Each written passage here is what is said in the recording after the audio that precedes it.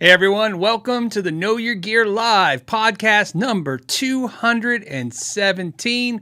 Brought to you by, not bought, maybe it was bought. It was brought to you by Pat Rion's Guitars. And as always, welcome to the show. Here I am, look at that. It's another week gone by, but yet we're all here. We're here to talk about guitars, life, music, money, weather, anything else that tickles your guys' fancy. And so I hope everybody had a good week, or at least if you had a bad week, I hope that you're happy that it's over. So a couple things as we always get started. We always say the same thing every week. Here it goes. Here's the speech. It says, if you're live and you're here with me, please direct any questions to me with a question mark first, or a comment or subject question mark first, so I know you're talking to me. And unless, of course, you do a super chat, and I tend to get to all the super chats, or at least 90-something% of them. If I do miss one, I try to scoop them up the following week, which that will make sense today because we have one from last week we have to finish the answer to. Also, if you're watching the rebroadcast, I timestamp the subjects so that whatever we talk about, you can go to anything that interests you if that's your thing. And then, of course, thank you to everyone who's just listening to it as a podcast and not having to see my cool hat, you know. This hat's iconic, I think. I think it's crooked now. Look at it. Okay, there. That's what happens when you adjust your hat in the camera and not in a mirror. Okay, so this is somebody asked me when I did my guitar collection. They're like, "How do you afford guitars?" And I said, "Oh, easy. I save all the money on haircuts, and I only own one hat." And that's the trick. So if you want to afford more guitars, just shave your head, no haircut costs at all, and again, one hat, and you'll be set. Still think it's kind of jacked up. Let's see. There, I'll just do it like right there. You go. All right. I hope you're having as much fun as I am. Probably not. Okay, so we do have questions from people who came early and posted the questions. However, we have a question from last week from Tony, and Tony sent me pictures, so I'm going to share them with you. Share them meaning share it. Boom, look at that. Oh, but I'm still here. Look at me. Hey. Okay, so anyways, last week's question, he was saying that he has this hollow body guitar. He's installed new pickups. He's installed all new wiring, and he's properly grounded the bridge. You have to ground your bridge to the electronics. If you look right here, you can see these little metal hairs sticking out. I'm assuming, Tony, that's the wire. So I think in the cavity or in this hollow body, you have the wire coming out of the hole that's right there. And then it's you have it compressed between the body and this plate to ground out, and that's what's sticking out right there. So that's my guess. So a couple things to note. One, it's possible if they chromed both sides, if they chrome this, which is not very likely, but it could be. Sometimes they just chrome everything. If they chrome both sides of this plate, yeah, you might have an issue with there not being enough conductivity between the chrome plating and this wire. So I would go ahead and sand that down and then put the wire there so you get a good connection.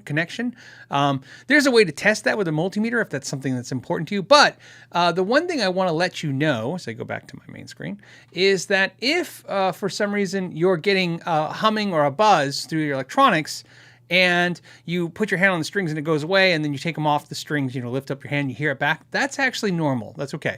A lot of players are confused by that. They're like, hey, I get this buzzing or hum sound. Now, as long as the buzzing is not extremely loud, because that could be a really bad thing. That's more than the 60-cycle hum. That's maybe a bad connection or something wired wrong. But if you're getting a little bit of noise and you're when you lift off your hands off the strings on guitars, that's actually common because you're actually kind of completing the ground. But also on guitars like that, you got to understand there's really no shielding inside that because the electronics are all just hanging inside the hollow body of the guitar. So there's no shielding in there.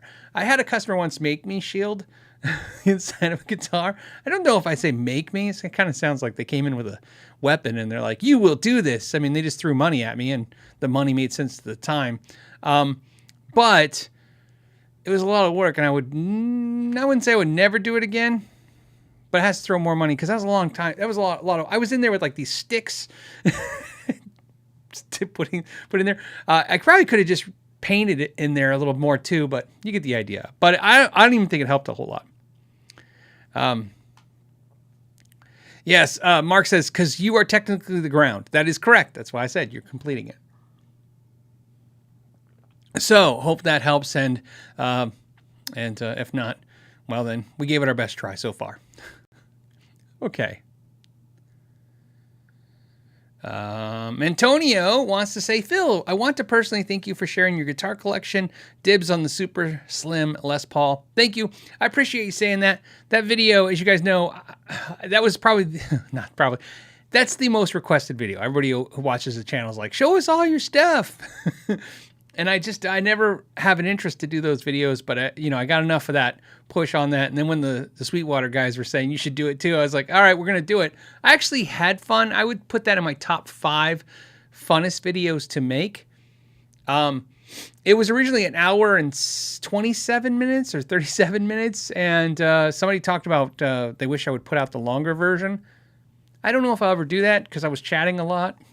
But the chatting is what I was having fun with. And then after a while, I was like, who's going to want to watch me talk about guitars for 2 hours? And then I'm like, well, then again, we do have a podcast every week where we talk about guitars for 2 hours. So what else? What else do we have? Now, again, like I said, I already grabbed some questions from before the show started. And all right. Hold on. I need to go back in time and look at the beginning. Okay, so now what I'm going to do is start grabbing some questions real quick. And the first one comes from Polly G. Polly G says, will the new Epiphone headstock hurt the value of older guitars? Older meaning the old Epiphone headstock. Yes and no. Yes, I would imagine over time, players are going to gravitate towards the new Epiphone headstock design. However, and a lot of this stuff, sometimes, when I give you guys this feedback, I want you to understand a lot of times it's me, because it's my experience with whatever I've done, over the years. But sometimes the feedback I'm giving in this case is you. You guys have taught me this. The majority of players out there do not want to buy product from China. And when I say majority, maybe it's 51%, maybe it's 52%. But it's not hard to see when you make content on YouTube that every time I make videos where the product is made in China, when I did the Epiphone video, just so you know, when I did the last Epiphone video, I lost some patrons, patrons that support the channel. And they sent me some, I don't want to say nasty. It wasn't really nasty. Let's just say they were upset with me for giving support to China because you guys suggested I review the Epiphone, which, by the way, the patrons are also the ones that suggest the Epiphone review. I purchased that Epiphone review and I gave a fair assessment of it, and I basically said I was supporting China and they can't support me anymore. So and like I said, I'm going to be very clear and always very clear on this channel over and over again. I don't make decisions for you guys. You have to make your own decisions. I literally just show you all the guitar stuff I can cut my hands on and talk about. Everybody, I understand, has I don't want to say decisions, but they have personal opinions about all kinds of things, and I'm not here to argue them. I make my decisions that are best for me and my family, and you should do the same for you. That being said, I can tell you right now, there's a lot of players who would probably prefer buying some of those older Epiphones that were made in Korea over the made in China ones, because that's an issue for them. That's why when I did the Sire review, if that seemed like a clickbaity title, it was not. That was an actual title. The title on that video was that basically viewers requested me to do this over Epiphone, which is true. Because again, like I said, I had half my viewers saying, hey, you got to do Epiphone, Phil, because they're great. Which, by the way, they're like one of the #1 selling guitars in the world. So, I put Epiphone, if you when people talk about the Chinese guitars are evil or whatever they say, to me, it's like Amazon and Walmart. That's what everybody says, but yet they're the fastest growing thing. Epiphone's probably one of the biggest guitar companies in the world. If it's not the biggest, it's probably second biggest next to Squire. So I reviewed that guitar, and then I also reviewed the Sire, which in my opinion is if you don't want to support purchasing from China, which I understand, you can purchase a Sire, which is made in Indonesia. So there you go. Or, you can always buy Korean guitars or USA-made guitars. However, in my opinion, as we all have opinions, and I don't shy away from mine either, if you buy Gibson, you're supporting China, because Gibson, even though made in the USA, most of their money comes from Epiphone. So, you know what I mean? I don't really, you have to me, if you want to support especially this is more of a European American thing, based on comments I see. If you want to support companies that aren't really in China, you have to look at companies like maybe Kiesel or Sire, or companies who literally put almost no product out of those places. So maybe but even that's tough. The only point of this whole conversation is to talk about this. Will the new Epiphone headstocks make the old Epiphone headstocks have less value? Like I said, if it was face-to-face, apples to apples, yes. So if you told me there was a made in China Epiphone with the old headstock versus the new one, I think the new one would probably have more value after we're looking at the headstock. If it's made in Korea, I think people will there'll be players out there that want to support different countries and different things. Also, keep in mind that sometimes the thing that makes something valuable isn't just a design difference in the headstock, it's a limited run. So there's a lot of old Epiphones that were limited runs, limited colors, cool things that are different. They'll have value as well. So there you go. I hope that goes on. The second part of his question was, and any love for Laney amps? Yeah, the Lionheart. I played that amp, and I played a couple Laneys. Laney's a company that, it's good. It's like I put it up there with the statement I've said before. You just can't own everything. I haven't got my hands on every single thing, which is good, because that means I have more stuff to do for this channel.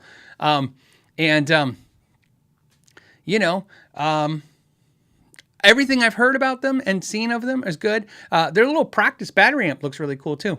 So really cool. I know, I was going to say, I thought I have a friend. Who do I have that plays them? I don't know. Maybe I don't have a friend that plays them, but I swear I did. And that's where I tried them. So next question is from Patrick G, who says, always looking forward to the podcast. Thank you. It says, you da bomb. I am da bomb with a DA bomb. Da bomb. Da bears. Da bomb. I hope you guys, I'm going to have as much fun as I can today, so I hope you guys are riding with me. Will hand sanitizer harm the finish, mechanics, or electronics of my guitars? Can't be too careful. So I can't imagine. Now, I want to point out that I'm giving my best educated guess here on the hand sanitizer. I can't imagine where it's going to affect the mechanics or the electronics. I'm sure the hand sanitizer has got a large amount of alcohol in it. That's probably why it probably dries really fast after you wash your hands. And again, I think we've talked about this in the past. And somebody out there who's a science person who gave us the actual breakdown of what's in the hand sanitizer, that's not the important part. The important part is, electronics really, the concern for electronics is corrosion, things that corrode them. Water will corrode electronics. So I would imagine it will have, because it dries very quickly, it will have little corrosion, even if it leaves a residue. However, on your finishes, what I will tell you is I've not had one, but two companies that I was doing Zoom calls with and talking to last year during the lockdown part of COVID when we were all talking, and they had issues with their employees having to use hand sanitizer, and the hand sanitizer was damaging finishes. So it was happening.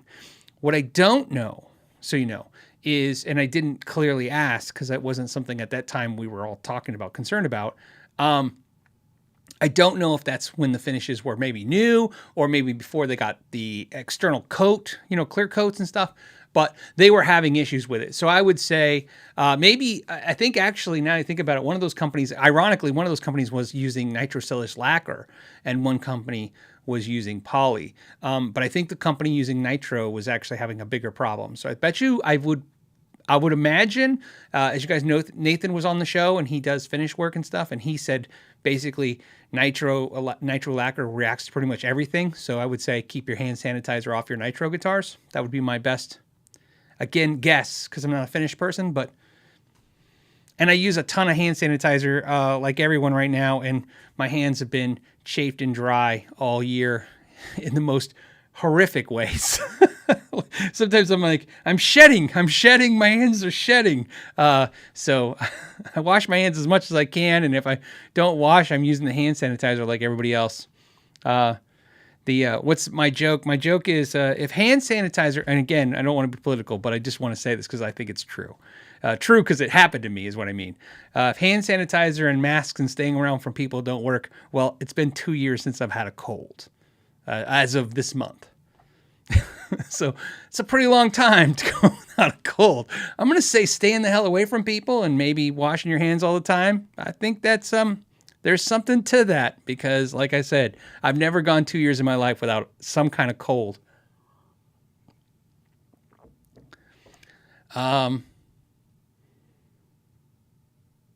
Yeah, I'm not old. I'm not old. I'm vintage. Says most hand sanitizers have moisturizers, which he's correct. Because they do chafe and dry your hands so badly. And that's not going to be good for the nitro finish. I would agree with that as well. I would imagine, like I said, I would just imagine the whole thing's not good for the nitro finish, is what I would kind of throw out there. And then a lot of people are just kind of saying, hey, just wash your hands. So, yeah, wash your hands. Like I said, nothing wrong with washing your hands. Wash your hands. The what? Let me get back to my question. I'm all sidetracked. Sometimes, like I said, sometimes I forget I'm running this thing and I start reading what you guys are writing and I'm like, I need to pay attention to, this is the job. I need to talk about what you guys are talking about. Okay. Alan Sam's Music. By the way, he did a super chat. Thank you, Alan. He said, I will be receiving a new Alex Lifeson why did I say Lifeson? Lifeson Epiphone. Alex Lifeson from Rush. Epiphone Les Paul. I saw that. They just released it, I assume, as I saw it just release. Early next week. This is my first guitar with the Piezo system. I'm going to just drive everybody crazy with that. The Piezo system. Not knowing much about the system, can you offer any tips? So yeah, I would say the thing I've learned with those systems over the years, the transducer systems in electric guitars is, one, most of the time they don't sound really good. And even when they sound good, they just sound passable. So don't be alarmed by that. It's not bad. We all have to deal with it. So running it into a PA or a small acoustic amplifier is a huge difference than when you run in your guitar amplifier.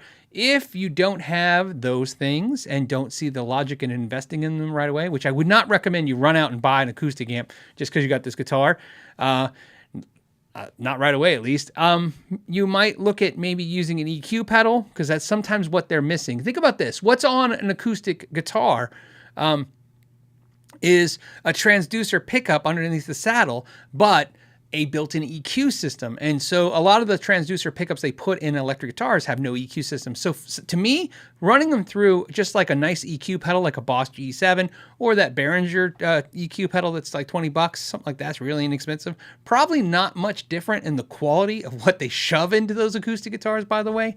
And probably better because there's usually 3-band EQs in the acoustic guitars. So run it through an EQ pedal if you don't have a acoustic preamp pedal or an acoustic amp will make a huge difference. And that's a pedal I feel pretty safe telling you, especially after the video that will come soon. I've got a video coming about an EQ pedal.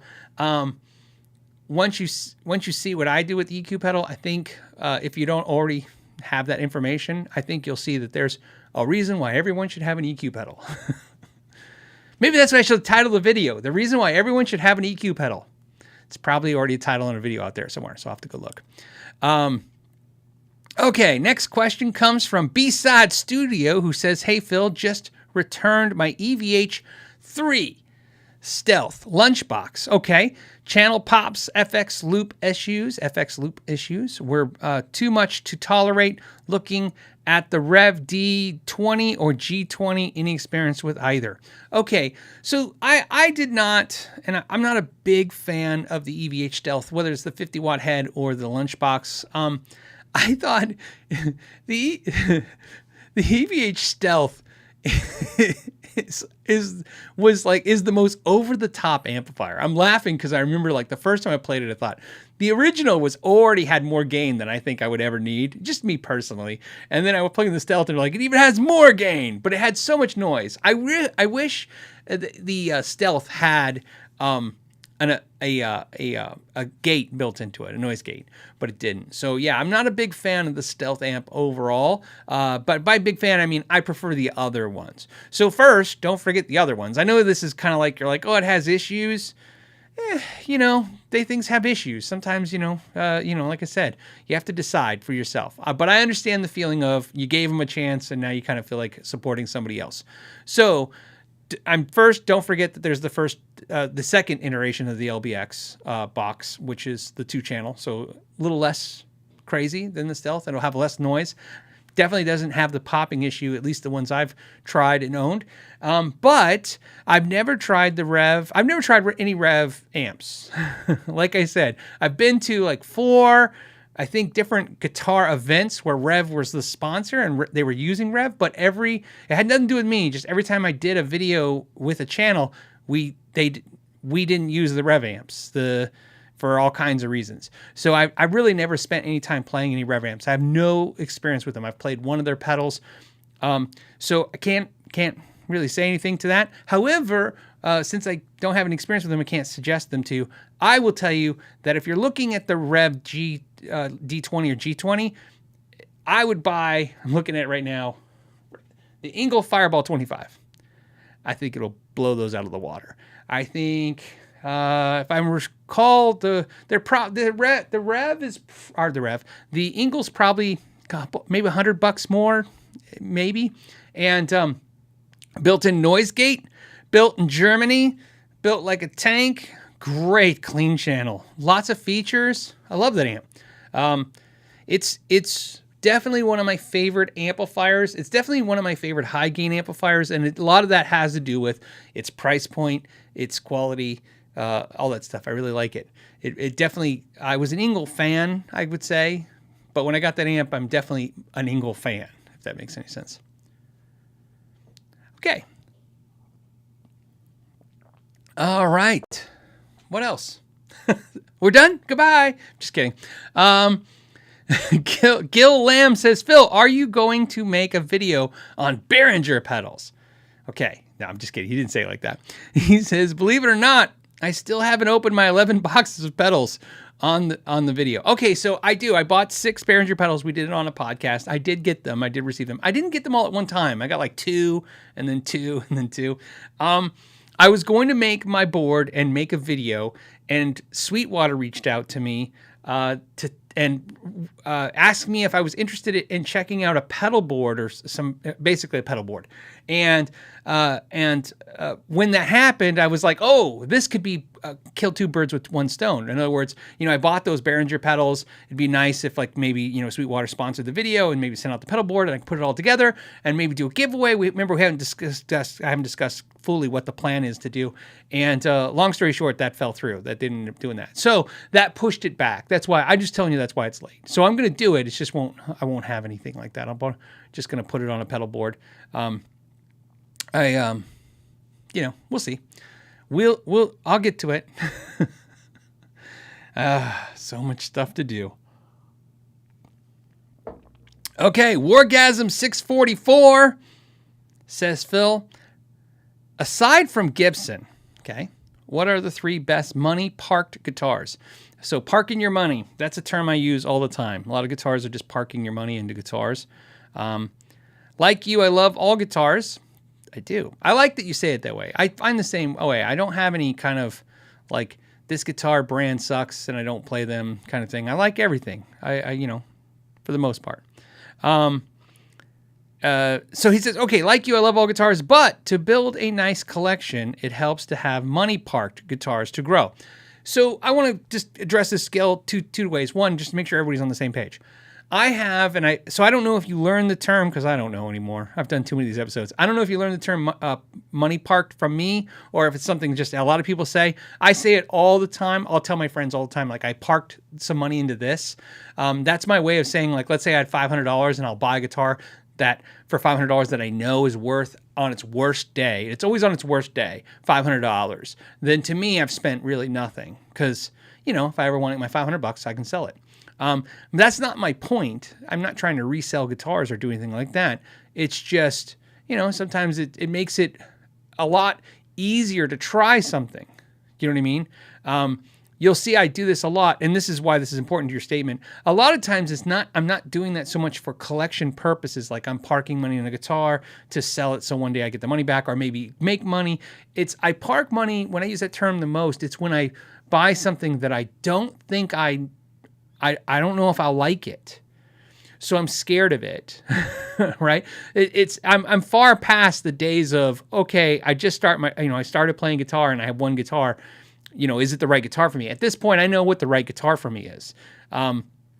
So sometimes it's about like, I want to try something different, and I don't have to lose my ass in it anymore because, if you're a savvy shopper and if you know what you're doing, then you don't have to. So the base of that question is, besides like Gibson and brands like that, what other brands hold value?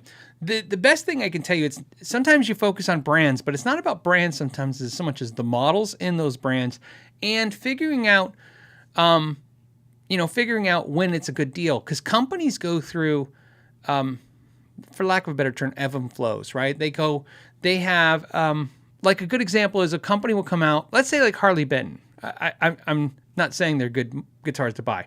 I'm saying for the money. I'm just saying that when they first came out, like glary guitars, all those guys, and I've told my viewers, you're my viewers, I tell you this all the time, a lot of those brands, when they pop, if you talk about them right when they come out, it's exciting because they are dirt cheap. But if you watch Harley Benton and Glary and Donner and all the brands you see all over YouTube, if you watch them, they literally, like the stock market, are just climbing because as people buy them, they're going to raise their prices. That was their agenda before the day they started. No one wants to sell us a guitar for cost, just above cost or below cost.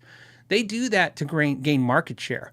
So there is good times to buy from brands sometimes when they're new, but definitely when you get a sense that a company is trying to go for market share. They are not so much focused on the profit, but on the growth. And when they're focused on growth, you tend to get a better deal. So it's a good time to try a guitar from a company like that.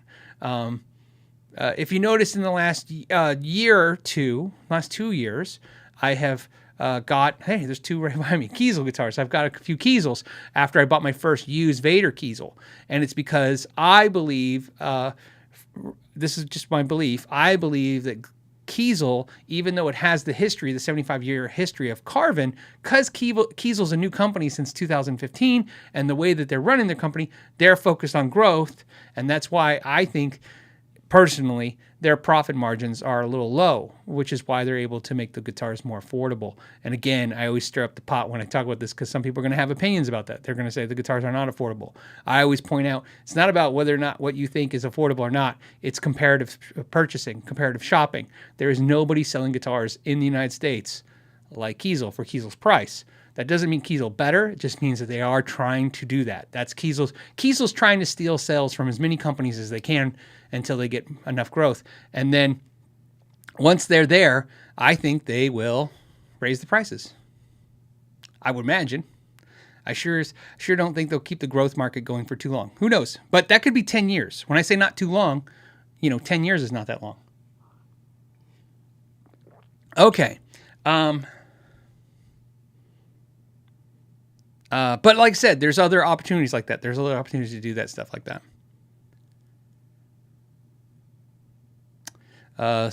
Sirius says, I don't see a Glary or Harley Benton on Phil's wall. Yeah, I don't keep them up here. They're downstairs. I have 3 Glaries. I have no Harley Bentons. I've never bought a Harley Benton. I'm never going to buy a Harley Benton. No particular reason. Like I said, I'm very clear about this just because I know it gets confusing because there's so many YouTubers and sometimes there's so many of us making so much content that people, even my own friends, watch another YouTuber's video and then talk to me like they thought I made it because they forgot. I'm very, very clear. I have reviewed 3 Harley Bentons. That's it. 1 acoustic, 1 electric, and 1 amp, and that's because you guys requested it. I had no interest to ever. I said that over. If you go back through all these podcasts, 217, there's got to be at least 20 of them where I'm like, I'm never going to review Harley Benton. I'm not interested in Harley Benton. It doesn't appeal to me in any way. I didn't mean no offense to anyone. It's just I would buy a Squire, I would buy an Epiphone, I would buy something else before I'd buy that, or I'd buy used for sure. However, you guys kept saying, "Oh, I want you to try." So I very clear about this. When Harley Benton approached me for, I don't know, the 4th or 5th time to see if I was interested in doing videos, I told him, I said, yeah, send me 1 bass, 1 electric, 1 acoustic, 1 amp, and 1 of the roasted maple neck guitars. And they sent that, but the one of the electrics was damaged in shipping and they didn't want to replace it. The bass had a twisted neck, didn't want to replace it. So I did the 3, and I did them, and like I said, the ones I reviewed were nice. The 3 I reviewed were nice. They were fine. But the Glary guitars, I haven't seen them in the last couple months. So if they've gotten over $100, then, they're not worth it anymore. But like I said before, when I was talking about Glary guitars, as I said many times in those videos, if you're looking for a very cheap, because that's what you're looking for, the cheap, look, if you're going to work on guitars, get the cheapest thing you possibly can. Because, you know what I mean? You want to be able to work on them. And if you make a mistake, you want to be able to work on the next thing, So the Glarys were great if you want to work on guitars when they were $75, $85, anything under $100, because it's hard to find guitars even in a music store or on a Craigslist for under $100. So it's tough. Superjet 113 says Harley Benton isn't even a real person. Yes, that's correct. They named it Harley Benton. I think they told me Harley after they thought that sounded very American, and Benton they thought that sounded very British. So they wanted to be very American and British sounding when they made the name. I'm pretty sure that's what they told me. But I was in Germany at the time, and I probably was drinking a lot of German beer. So, it's a memory with that in place. So, but back to what I was saying, but like I said, regardless of how you feel about those brands that I just talked about, those brands are selling products for as cheap as they can to gain market share so they can raise prices. It's very old game. It's the game that everybody plays. So sometimes it's nice if you can find that, especially when it's a cool brand, cool, like a high-end brand. Sometimes you get lucky and a high-end brand will be trying to gain market share and do a lot of work for basically a little money. You know what I mean? It's nice. I should be going back to the main questions, but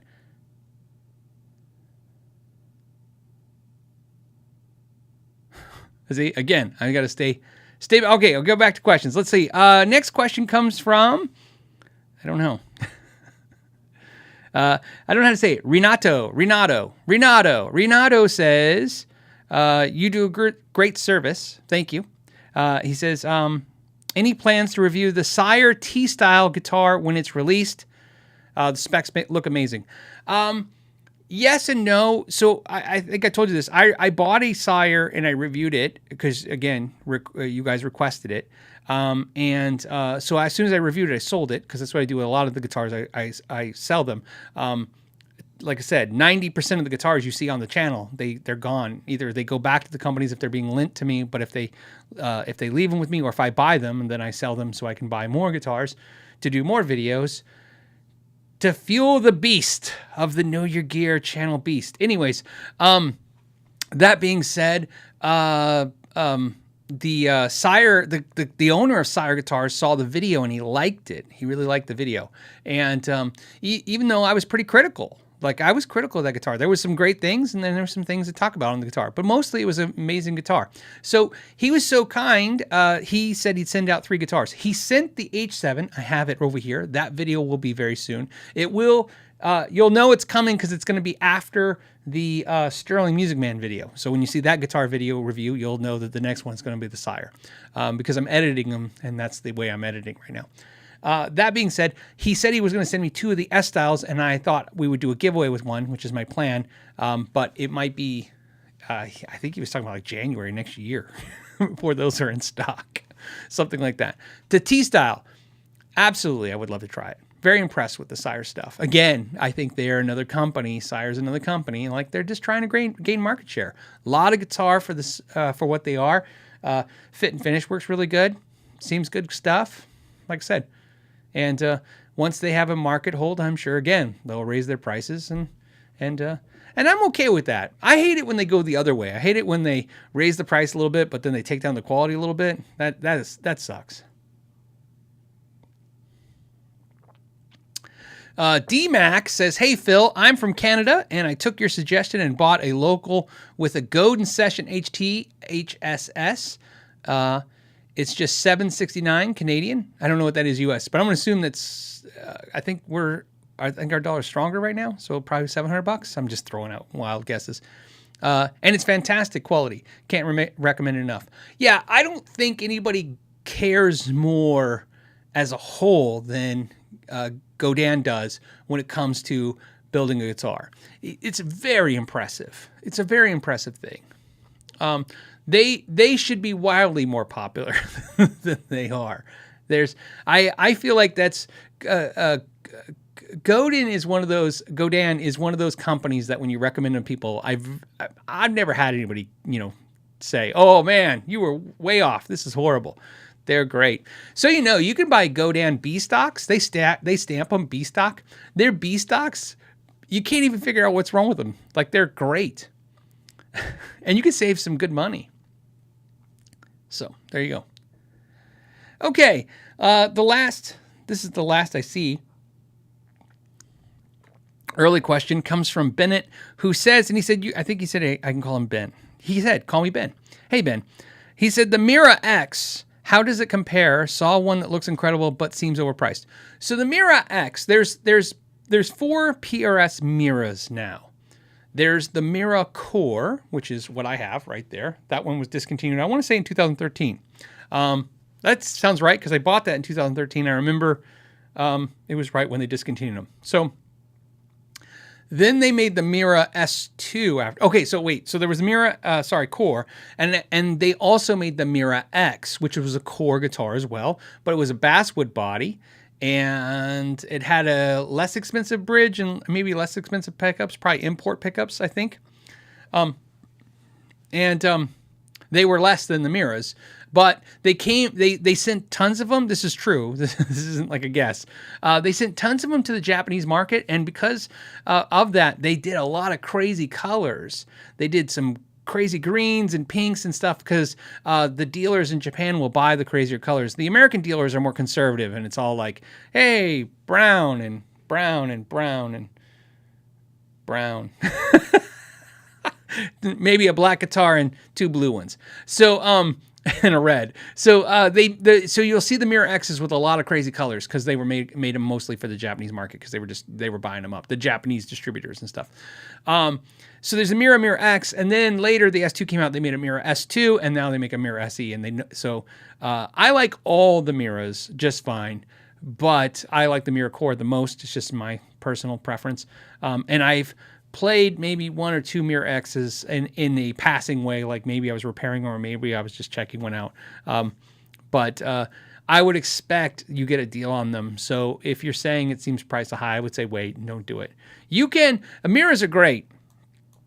The Miras in this concept, they are dirt cheap until because I'm pretty much the only one that plays them, on publicly. I mean, there's not even like. I think the most famous person to play a Mira is the guitar player for Daughtry. So the guitar player for Daughtry, and then me. So anyways, what I've noticed with Miras is this. Every time I review them or talk about them or hammer them heavy on the podcast, I start noticing the prices go up a little bit, and they sell a little, a couple of you guys buy a couple and try them and stuff.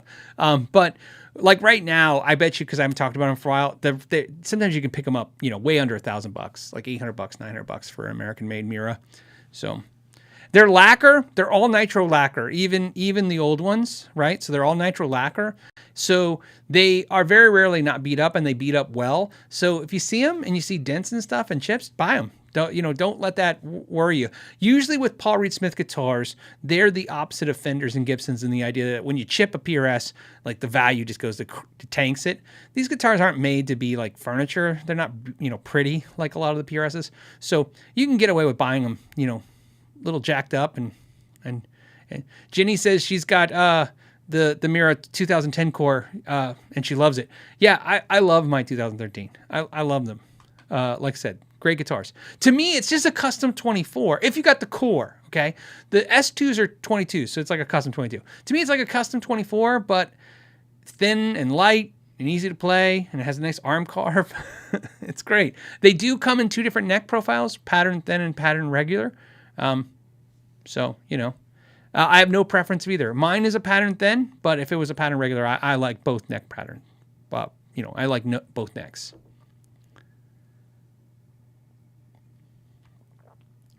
So, all right.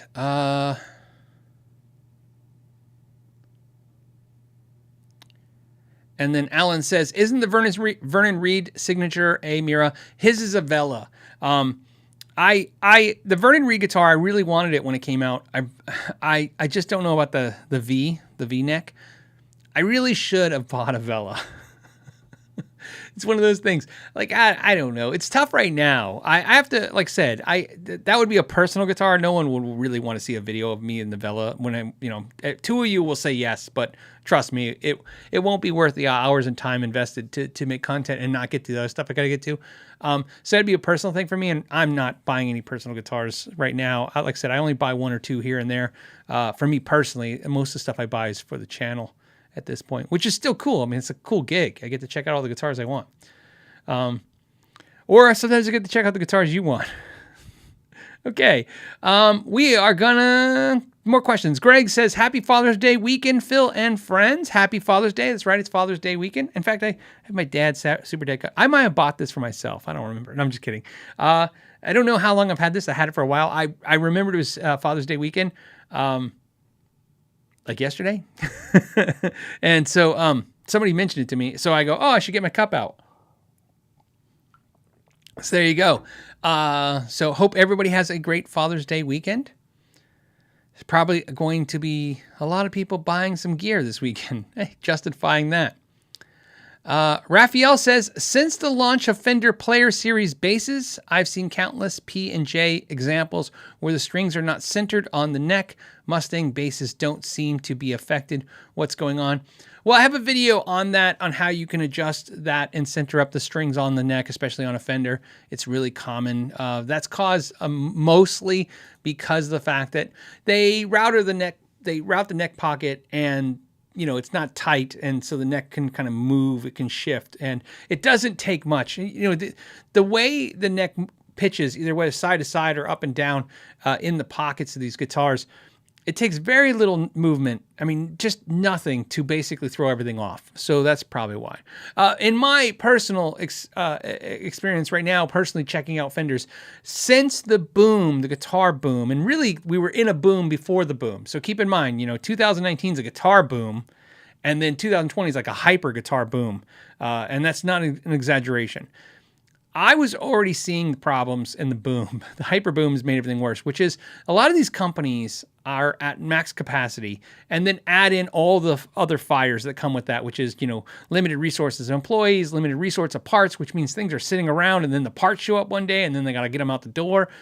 I'm seeing consistently crap. In fact, like I said, and I've said this over and over again on my last like 12 videos, I have made a mention that in every one of those guitars, there was probably one problem. And I said in every one of those videos that because of COVID, I've been giving, I'm mentioning everything, but I'm not being as so harsh in the verbiage when I'm critiquing it. And it's because it's par right now. It's not a good idea to buy. It's not. They're rushing stuff through. I'm talking to companies still. I talk to companies weekly, all kinds of companies for all kinds of reasons. And I'm still hearing they're still trying to catch up and they're still running as hard as they can. And, anyone who has a job knows that when you run somebody as hard as you can for as long as you can, the output is going to suffer in some way. There's just no way. So I'm not shocked to hear that. Repair, as you guys know, I repair. And of course I make pickups and then of course I make content, and the repair has been off the charts of the last year, to the point where I'm constantly taking way more repairs than I want to. That's why this week I did that reaction video. That was just for fun. I needed a break. I just couldn't do. I was like, my days are literally 10 hours of repair and do videos, and I just wanted a break. And but I didn't want to back off the content. So I said, okay, what can I do that's fun for me to do? That was all self-indulgence, that whole video. I just wanted to do it. I had fun doing it. If you guys liked it, that's just icing on the cake of it was just something I wanted to do. Take an afternoon and watch Vernon Reed's rig rundown. So the Harvard Yard says, what's your best tip for neck shifting in the pocket? There's a video on that. Just go ahead on YouTube and type in. I'll link it for the later on the rebroadcast of this. But for now, you could just go to YouTube and type in Phil McKnight, neck adjustment or anything like that. Anything like that will pull it up. Okay. Okay, we have Happy Go Lucky says, hey, Phil, I like to play my Strat in E flat tuning. I don't know why. There was no comma there. E flat tuning. Anyways, in E flat tuning and looking to upgrade pickups, is there an optimal type of pickup you would recommend? I feel the tone is bigger, but sometimes muddier. Thank you. Sure, it'll be muddier because there's, the strings are down tuned a little bit. That shouldn't be the case. Half step's really not a big deal, but sure. You're in a Strat. The Strats are generally bright no matter what you do, just by design, the way the guitar's designed. You didn't say if you're using single coils or whether or not you're using humbuckers, so it's tough. What I will tell you is, if I was going to play, I like E flat in a Strat. I really do. I used to play only E flat, half step down. I used to play half step down on my Strats until I became a YouTuber, and every jackass has to complain that you are not in standard. I don't know to this day. So, I say jackass. Who knows if it matters? I always feel like, who cares? I'm like, as long as I'm in tune. But seriously, you get a lot of complaints. I've talked to so many channels about this. They all agree. If you don't do standard tuning, it's like everybody goes, why did you do the review and not standard tuning? And I'm like, I don't know, because I play half step down. In fact, when I started making videos on YouTube, I could tell you for a fact, I don't think I had maybe one guitar in standard. Every guitar was at least a half step down. So anyways, that being said, half step down, if I had a Strat half step down, I maybe would go with something like the Fat 50s or some of the 50 style pickups for single coils, something a little brighter. Definitely something brighter will add clarity, you know what I mean, to the lower tuning. I think so. Texas Specials would also be great. Obviously think about that. That'd be really good. If you're talking about humbuckers, again, something lower output. The higher output pickups will add more highs, but they tend to also get muddier with the lower tunings. You'll notice think about just the, I don't want to say death metal because that's kind of dated. The gent guys, definitely the heavier players, when they're using bigger strings and down tuning, notice a lot of times they are using pickups with low magnetic fields. That's why the Fishmans and the EMGs are great. That's why they'll go with PAFs, obviously the guys in Korn will use PAFs. I said PAFs because it's the DiMarzios are called PAFs. I don't know if you know that. It's a trademark name, PAF. So they'll use a lot of lower output pickups because of that reason. Because again, when the strings are a little down-tuned, higher output pickups generally cause a muddiness. Again, there's always an exception to every rule. For every player that says, hey, follow these rules and you'll get the tone you want, there's another player who can achieve that tone doing the exact opposite. Because again, some of it's your hands, some of it's your eyes, some of it's your ears. I guess it's your eyes. Some of it's your ears, some of it's your hands, some of it's all kinds of things, but that's what I would focus on.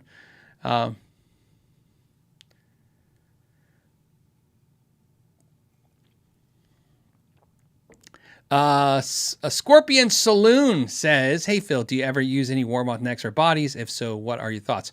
I've used many Warmoth necks and bodies. I haven't bought myself a Warmoth neck or body in almost 20 years. However, I will tell you this about Warmoth necks and bodies, and this is probably the best accolade I could give them. When a customer will bring me a guitar to put together, and they said, oh, I have these parts, can you put it together? And I go, okay, what is it? And they say Warmoth. I'm like, woohoo! Yes! Awesome. Fit and finish, put together, very, very little work to do on those guitars. So yeah, quality all the way around. We like I said, we had talked about this on the podcast. Warmoth had reached out. Aaron, who's awesome. If you watch the Warmoth channel, he's amazing. He had talked to me about doing a Warmoth build and then doing a giveaway. So the plan was build 2 identical Warmoth guitars. They would make the bodies and necks, and I would put them together, put a little Phil pizzazz on them, maybe. That's a thing. I feel like an idiot talking in third person. I'd put something cool in them, like Sharp My Axe, and then they would be identical in every way. I would keep one, and then the cool thing I thought was serial number them 1 and 2, give the viewer, do a giveaway, give the viewer number 1 and I had number 2, and I thought that'd be fun, and then COVID happened, and it got quashed, and like a lot of companies right now, they're selling so many guitars and that, they don't need promotion. They don't need me to tell you that Warmoth necks and bodies are good. Their biggest problem is keep up with their demand of their orders. So I think when orders slow down, they'll reach out again. And then we'll do a giveaway. So, okay. Next. Do I have to say next? Number 16. Ray says, what does Ray say? He says, hey, no, he didn't. He said, my wife and I love the show. Okay, that's great that you love show. A little shocked about the wife thing. That's cool, though. I'm impressed. All right, so it says, can you give a shout out to Nikki Lovesey? Lovesey? I'm going to say Lovesey. If I'm saying it wrong, I apologize. I'm going to say Lovesey. Nikki Lovesey, here's your shout out. Hi. So basically Ray's wife and you are like now 50% of the females watching this channel right now. And thank you for that, because you know what? It's cool. It's cool. And I appreciate it. So there's my shout out. Thank you guys for supporting the channel. Matthew says, happy Father's Day, Phil. That's me. Okay. It says, when rewiring a guitar, where should I go to get quality wire? Okay, yeah. And what gauge should I be looking for? Let me go back. So I use 22 gauge cloth style wire. That is because I buy it in spools, big spools. If you guys, obviously anytime you see my shop in the videos, you'll see they're hanging up there. There's big spools. So I have black and white, and then I have yellow. And why do I do that? Because I found over the years that most customers have no issues with that. So when you're doing wiring, it's nice to buy it in bulk because you can save a lot of money, especially since wire is one of those things that's really hard to kind of charge for the customer. You know what I mean? So when you rewire stuff and you need to add wire, you generally kind of just sweetheart that in. In other words, like, here's the labor, here's all the parts, and then the wire's just included in this, and a couple, like the solder. You don't charge people for solder. Like, oh, I used an 1.5 inches of solder, and let's see, it's 26 cents an inch. You know what I mean? So it's a little hard to add that to the price tag. So I buy the wire in bulk. 22 gauge vintage cloth wire, or cloth wire is, like I said, most players will be okay with that. Very rarely they're like, do I get customers that specifically request a type of wire? But it does happen. It's just not very common. When I say it does, once a year would be tops. Now, back in the shop when I would do 40, 50 guitars a week versus now doing 20 guitars a week, 15 to 20 guitars a week, a lot more stuff like that would come through. But what I will tell you is sometimes it's not feasible to buy it in bulk. If you're just, what I will tell you is stay the hell away from anything that says the word kit. That is like the biggest, if there's a scam in the parts world, it's wire kit. I don't know what the hell that is, but they'll sell you usually they'll cut them in 8 inches or 10 inches of wire. So you'll get like a white and black 10-inch wires, 2 wires, 22 gauge, and they'll be like, wire kit, and it's just 2 wires, and it's like $7. Screw that. And it's always associated with this damn word kit, right? And you're like, it's not a kit. You cut off 2 pieces of wire.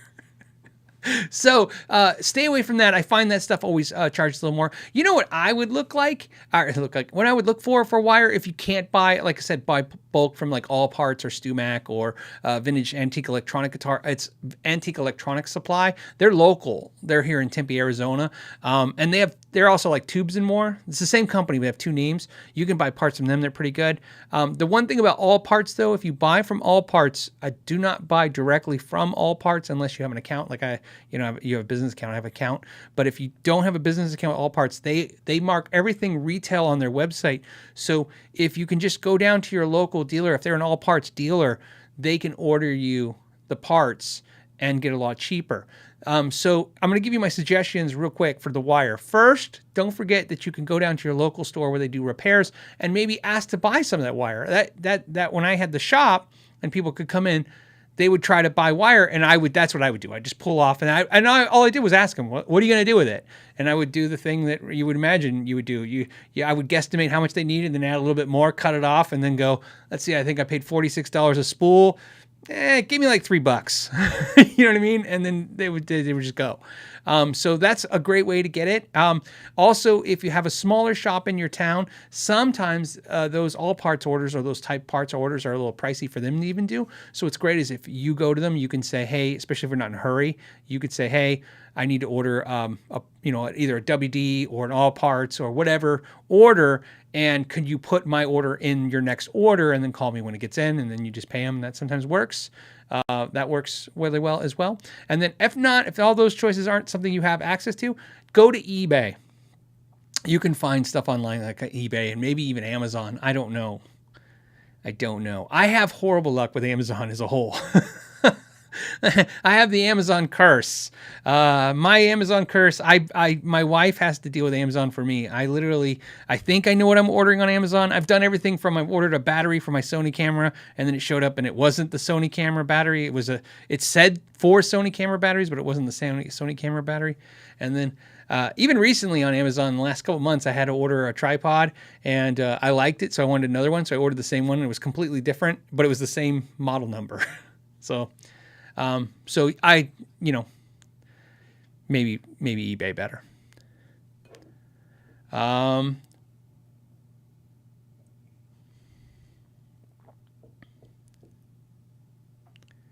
Let's see. Hold on a second. Wanna Beatles question is, does All Parts sell body parts? I'm missing a few. How much do you think the pre-owned, gallbladder. Is this day? Yeah. All Parts. Not all parts, then all guitar parts. That makes you feel better. Okay, so Jeff's question is, per your rig review that he's talking about, where I did the reaction to rig rundown for Vernon Reid. What is your recommendation for synth sounds for guitar 2021? The Boss synth, the Roland pickup, just TC Electronics pedal. I would get the Electro Harmonics pedals for sure. They're fantastic. Love them. But keep in mind, my mindset is I don't want 20 things. You know what I mean? I never want 20 things. I never want like all this stuff that does everything. That's never interests me. I'm not interested in a pedal that makes 20,000 sounds. As much as I like all these multi-processor and stuff, that stuff to me, it's like I feel like I'm never using anything out of them. So to me, I like the idea, like if you want synth sounds, they have, Electro Harmonics has a pedal just for organ sounds. They have one for, I think, the piano sounds, like the keyboard piano sounds. Then they have one for the synth sounds. You know what I mean? And you can get one of those pedals, and I think they're in the $200 range. You can find them on Sweetwater. So again, legitimate kind of place to order them, or Reverb or your local dealer, wherever you find, wherever you like to do your purchasing. But you can get it, and they track beautifully. They sound great. Really cool. Pick one up used, save a little money. That's always a good idea. But highly recommend them. I'm sure there's a ton of other great pedals out there, and people will put those in the comments, and I'm sure they're viable. But I have played the Electro Harmonics ones, and I was very pleased with the results. Grumpy Mike Guitar says, for the tone jar, and why not? Happy Father's Day. Says, hope your kids appreciate what a cool dad you are. You literally, I said, you could have had a point if you said a good dad. I think I'm good. Cool. definitely, they're not going to think I'm cool. Look, I feel like my success at this point in my life is I have 2 young adult children, right? They're both young adults, and they don't hate me. That's a powerful hat trick to pull off. I've raised 2 kids, and neither one seemed to hate me. I'm very, very pleased with that. Of course, I'm sure they love me and they like me fine, but like I said, just enough if your kids just don't hate you. I think you're doing something okay. We'll see. Maybe I could be wrong. I probably am. Don't take advice from me unless it's guitar advice. Okay. How are we doing? We got more questions. We do. Okay, let me get to some more. The next one's from Gravedigger Dale. Gravedigger Dale says, can't catch the live show tonight, but have a beverage on me this weekend. I am going to have a beverage on you this weekend. Thank you, Gravedigger Dale. I'll hit this and so you guys know, Father's Day is not a thing really a thing in my house. My father passed away 15 years ago. My wife's father's obviously still alive. He's in great shape and he's amazing.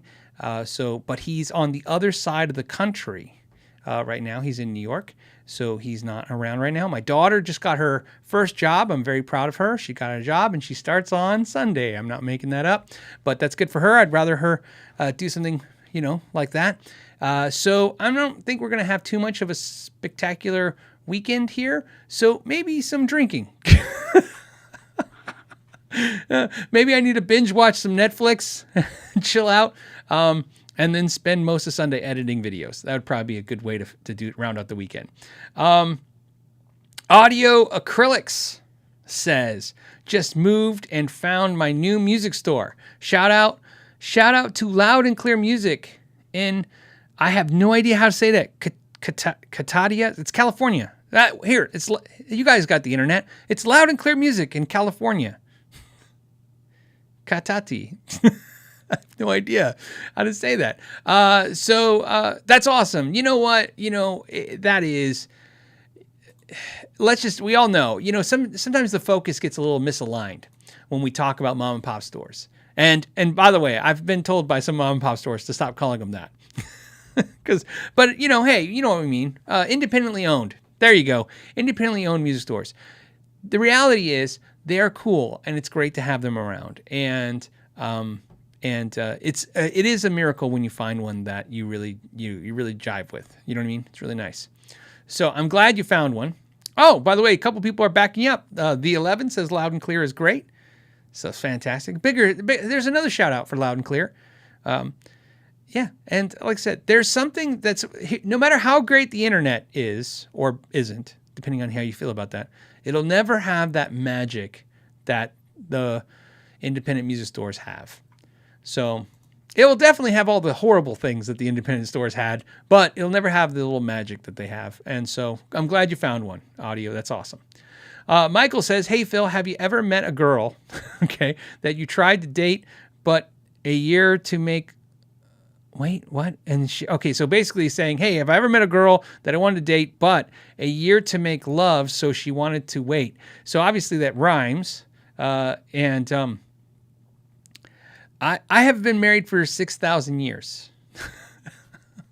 I haven't dated a girl. Wow. I don't even know when to say when's the last time I dated a girl, besides my wife. Think about this. I started dating my wife in 95.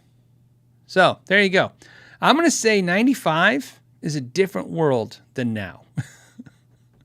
So I wouldn't even know. Again, don't ask me advice on that stuff. It'd be the worst advice you ever get. I'd be like, I don't even know what swipe left and right means other than the memes. I get the concept, but obviously I've never been on those platforms.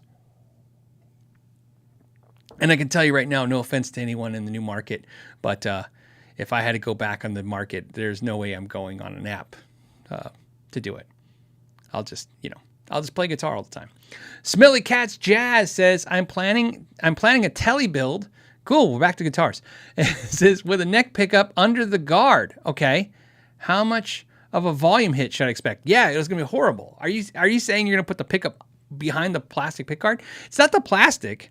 The plastic is maybe as an insulation from the magnetic field is going to be minor at best. The problem is the distance. Unless you figure out how to, well, you could shave down that neck, you could, so that the fretboard is touching the pick guard. Okay, if you did that, so I mean literally the pick guard's laying on the fretboard, then now you're talking, and I'm guessing, oh man, I don't know, 2 to 3 millimeters from the fretboard to the bottom of the string. I'm going to say maybe 2 millimeters. So now you'd be fine. It's probably going to be a little weak sounding because that's a weak, look, the neck pickup on a Tele is like a 43 gauge wire. It's one of the only pickups that are made with 43 gauge wire. The reason they make 43 gauge wire for that pickup is they can get more wire wrapped around it. So they can increase that, they can increase, I don't know what I'm trying to say. They're wrapping a 43 gauge wire. The problem is that all that wire, because it's thinner, they got to wrap more wire on it, which is good, but it's also bad because it creates a lot more resistance. So to me, that would be the last pickup I'd want to stick underneath the pickguard at distance from the strings. But again, like I said earlier, a theory of something isn't proof of anything. You can try it, and then you can come back to me and say, okay, I tried it, and it was great. And I'll be like, oh, well, how would I know? I'm just giving you an educated guess. If it was me and I was going to throw an idea out there at you, that you want this idea of maybe this hidden pickup underneath a pickguard, maybe not look at a Tele pickup. Maybe look at maybe the quarter pounder pickup, which is going to be more like a P90. Okay, so something with a big honking magnet, you know what I mean? Something that's literally going to get that field strong enough to where that distance isn't going to be a problem. That would be my guess. And again, all I can do is give you a guess at that point.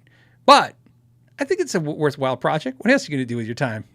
So it says, and then there's more. He says, I was gonna use pure vintage 64s or the Greg Cox. Well, the Greg Cox, so the pure vintage 64s, my guess would be no, don't do that. Based on everything I just told you. The Greg Cox, which I've not tried and I know nothing about, I'm assuming because they're Fishmen. I'm assuming, again, because they're Fishmen, they're active. If they're active, my guess is the magnetic field is very weak. That's the whole point of a magnetic pickup, is that you can put a really weak magnetic field so that it almost has no disturbance in the string when it's spinning. It's not slowing it down or doing any of that stuff. And then using a preamp, an active preamp behind the pickup to boost the signal because, of course, the magnetic field is so weak. So, and again, that's with limited understanding of that particular anatomy of that particular pickup. I'm just giving you the anatomy of an active pickup. So the Fishmans that I've tried, and of course all AMGs and Seymour Duncan actives, all actives act like that. But the Grey Cox could be different. I've never looked at the specifications of them. But again, because they're active, they're going to boost that signal, but that weak magnetic field would not be what I would think would work. I would want something that literally has a pretty big magnetic push or pull.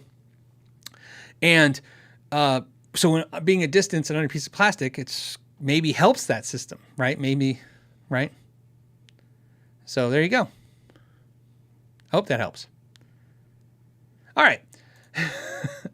But I enjoyed that question, by the way. It was because it's got me. I'm trying to stay focused, but I'm still kind of like now. You got me thinking like maybe I need to try that. Because I think what you're going after, if I'm guessing, is you want to have a neck pickup, but you don't want to see it. I love that idea, by the way. If that's the idea, I like the idea that it's going to look, like a broadcaster, but it's really a Telecaster. I think that's great. So interesting. What else? Ian's question is best amp head for playing with super loud drummer. Well, that's easy. Just throw a lot of wattage and you'll win. Probably under 100 watts. I don't want to break my back carrying it into practice. Look, it's you got it all wrong, buddy. You're living in the best world to live in when it comes to loud amps now. Loud amps are less expensive than quieter amps. The demand dictates the price. And right now, you can't even try not to find one right now. If you need a 100-watt head, which you said you don't want 100 watts, but it doesn't matter. You got a loud drummer and they're beating the crap out of that drum set, which is awesome.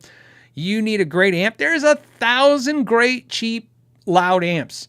In fact, think about this. You can buy Marshall 100-watt heads cheaper than 50-watt Marshall heads.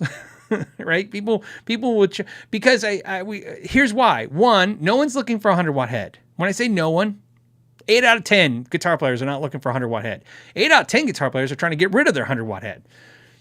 They're also, because they're big and they're loud, they're heavy, and because they're heavy, they suck to ship. So no one wants to ship them. So you can find them on local platforms like OfferUp and Craigslist and all that stuff. And again, get super deals. There are people that on my Craigslist, and on my Craigslist is pretty normal in the Phoenix area, people will put amps like the Joe Satriani 100-watt PV. There's one on there every 2 or 3 months for like $500.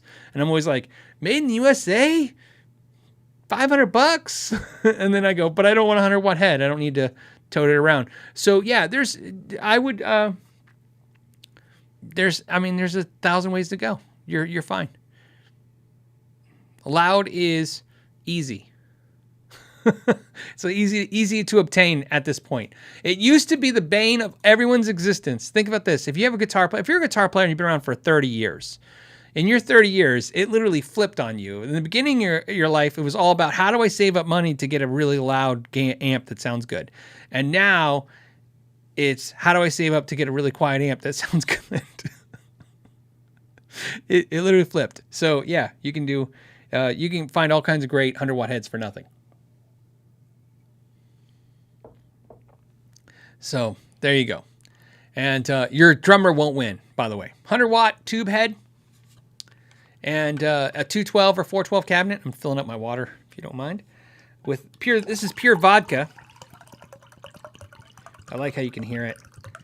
Okay, so what was I gonna say? Yeah, if you got a 100-watt tube head, or 60-watt tube head, 50-watt tube head, but if you got a 100-watt tube head and a nice 212 or 412 cabinet, you face sure your drummer. They'll call uncle. They'll definitely wear ear protection, and they should. Pablo says, hi, I respect your opinion over some other YouTubers. All right, I appreciate that. That's fair, and I appreciate it. It says PRS SE 2408 or SE Pauls guitar. I don't have a place to try them. So the big issue with those two SEs are going to be the necks. Okay, and the necks are, in my opinion, the most important thing for most guitar players. In other words, if you don't jive with the bigger neck or you don't like the smaller neck, then everything else I'm going to say after that isn't going to matter. So if I was picking a guitar for me out of the two, I would go with the Pauls guitar. I really was impressed with the Pauls guitar SE's pickups, the sound. Like, it was an SE, I just didn't feel like I needed to change anything. Maybe I'd put the locking keys on it, the Kluson style locking keys from Godot on the Pauls guitar, call it a day. Everything's great. However, that's the wide fat or patterned regular neck, and it's a little chunky, and I'm okay with that with PRS. My S2 behind me has that same style neck, and I like it fine. And the PRS SE 2408 has a very small neck. So that's what you have to consider. So if the neck, I mean, because like I said, we're not comparing apples to apples. It's literally two different neck profiles that are extreme. So you have to decide that first off. If you don't care about the neck profiles and it's not important to you, and then like I said, I'm going to push the Pauls SE. I think it's nice. The SE 2408, I think I love the switching on it. I like the color. Of course, that Risa Verde looked amazing. But personally, even though I like that finished color more, I like the Pauls SE. Out of all the SEs I've reviewed in the last couple of years, the SE Pauls guitar was my favorite SE to date. And that's of the solid bodies. If we're going to talk about all SEs, I'm going to say the Hollow Body 2 Piezo is my favorite, and then the Pauls are right underneath that. Okay, Dominic. Dominic says, hey, Phil, I hope you're well. I am well, right here. It says, my PRS S2 single cut hisses while I'm turning any of the volume and tone knobs. Any idea what's going on? Hisses is a weird way to describe what you're hearing, because usually usually we talk about scratchy, it's like maybe if it's light, it would be like, is that hissing to you? I'm making sounds, so you can't answer me back, but I want to be clear. If you're hearing that kind of sound, that's hissing, that kind of sound, that's dirty pots, and you can clean those. You can get deoxit and clean those fine, or if you don't want to spend the money on deoxit, you can get electronics contact cleaner. Electronic contact cleaner, you can get that at electronic stores, of course, or even your auto supply stores. I've had no bad luck with any of those ones at those stores compared to the Deoxit. I prefer Deoxit only because I like the applicator tips. I like the way that they shoot. And of course, because I'm usually spraying them in customers' guitars, I try not to skimp, you know what I mean? Because you don't want to see anything back. But that should solve the problem if that's what you're talking about, that sound. If you're actually hearing hiss, like where the guitar is hissing, I'm going to say that's probably not the potentiometers. I don't know what that could be. You could have bad wiring. You could have an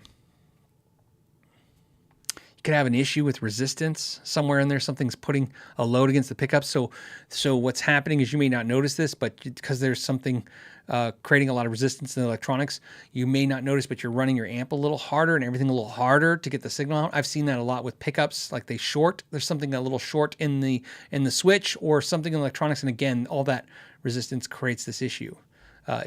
So that could be it as well. That's another thing it's pretty easy to solve. You would plug in your guitar into the amp at a moderate volume. You don't want to be super loud. Turn it upside down, put it somewhere on a bench, somewhere safe. Take the back cover off, and then just go in there and lightly start moving and shaking all the wires and components, and you'll hear it. If there's something that's touching or grounding out or doing something that's not supposed to, as soon as you free it up, the volume will jump up, and you'll know that that's what's happened the whole time, is that load was being on there the whole time. So, but yeah, that would be my guess, is that if that's hiss, that's probably what's causing it. So, Alan's Guitar Channel says an angry snake could be in there. This is also possible. If that's the case, then I would have somebody else open the cavity of your guitar. Somebody you don't like.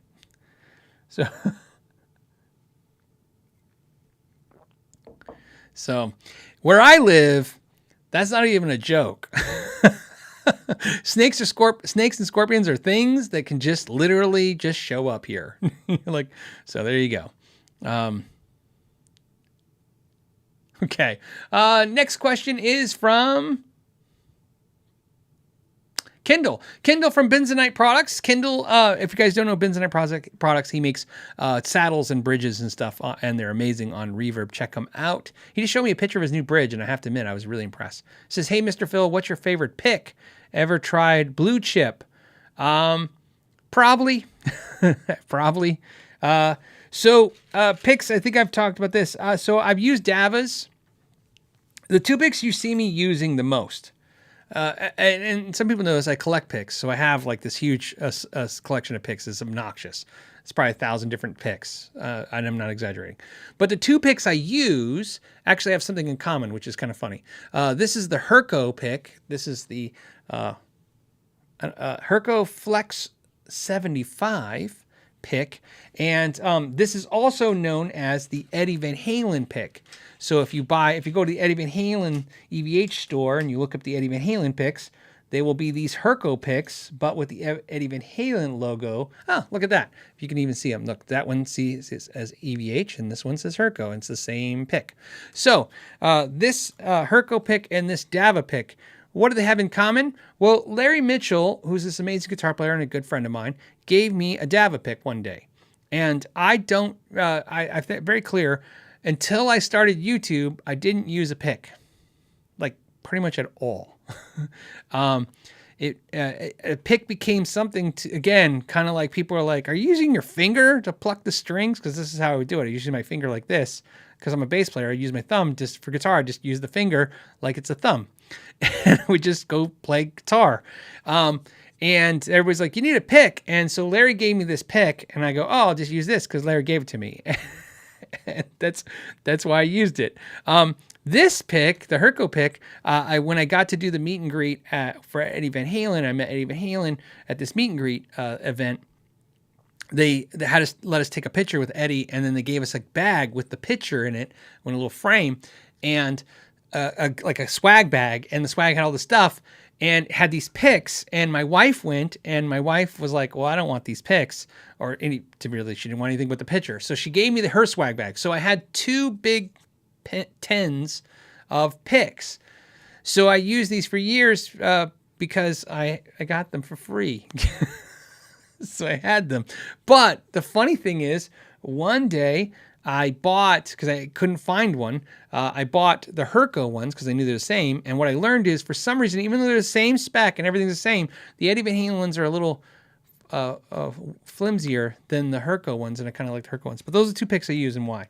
And on YouTube videos, you'll always see me using a pick. Literally, if you see me at these, like you guys have seen videos where maybe I'm at events. If you're paying attention to those events, I'm back to not using a pick. If you can catch me off a camera, I'm usually not using a pick anymore.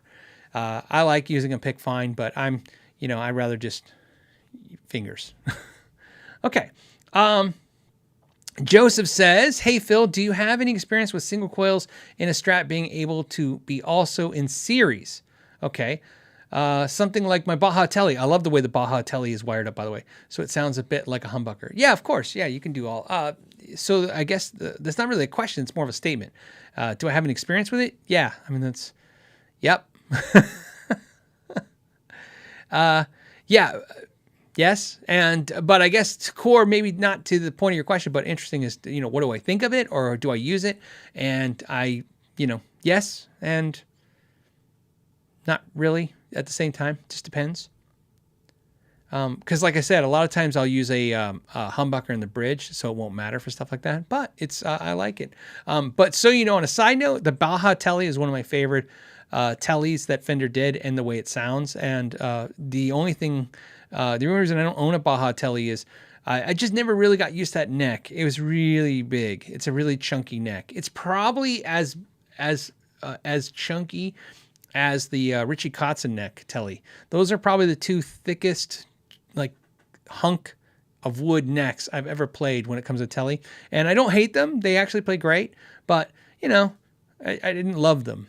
So, but I loved everything else about the Baja. Loved the way it looked. I loved the quality. I liked the electronics. Brad Guitar Miller. Hey, what's up, Brad? He says, happy Father's Day. Loved 5 Tools video. Busy cutting more fret rockers this week. New version has a string height gauge. 10% off to KYG fans. PT. So he's giving you the sign on. I think that's the code, right? PTM Guitars. So, okay. Or is it ptmguitars@gmail.com? So, yeah, that was great. I used yours in there. But I went on Reverb. So, when I put the links to that video, so, I went on Reverb and I couldn't find your rocker. So if you email me a link, I'll just update that in that video. That's the only reason I didn't do it. When I couldn't find the link, I go, well, maybe, because I know you'd make them in batches, maybe. And because that's how I do pickups. I'm sure you're doing the same thing as I'm doing. I make pickups in batches. And then, because I can't just all day work on one thing. And so I assumed you didn't have any, but I wanted to use yours in the video. So there you go. That helps. And if you guys don't know why, it's because it's aluminium for those overseas listening, and which means light, and it's got rounded edges. So if you drop it, it's not going to stick into the guitar, which is not a good thing. And don't drop it either way. Pando. Sorry, I'm so used to pandas now. Impando says, just received my Fender BD. No sound. Fuse is fine. Okay. Panel lights up. Power amp, tubes glow. No signal from the cable. The master's up. Okay.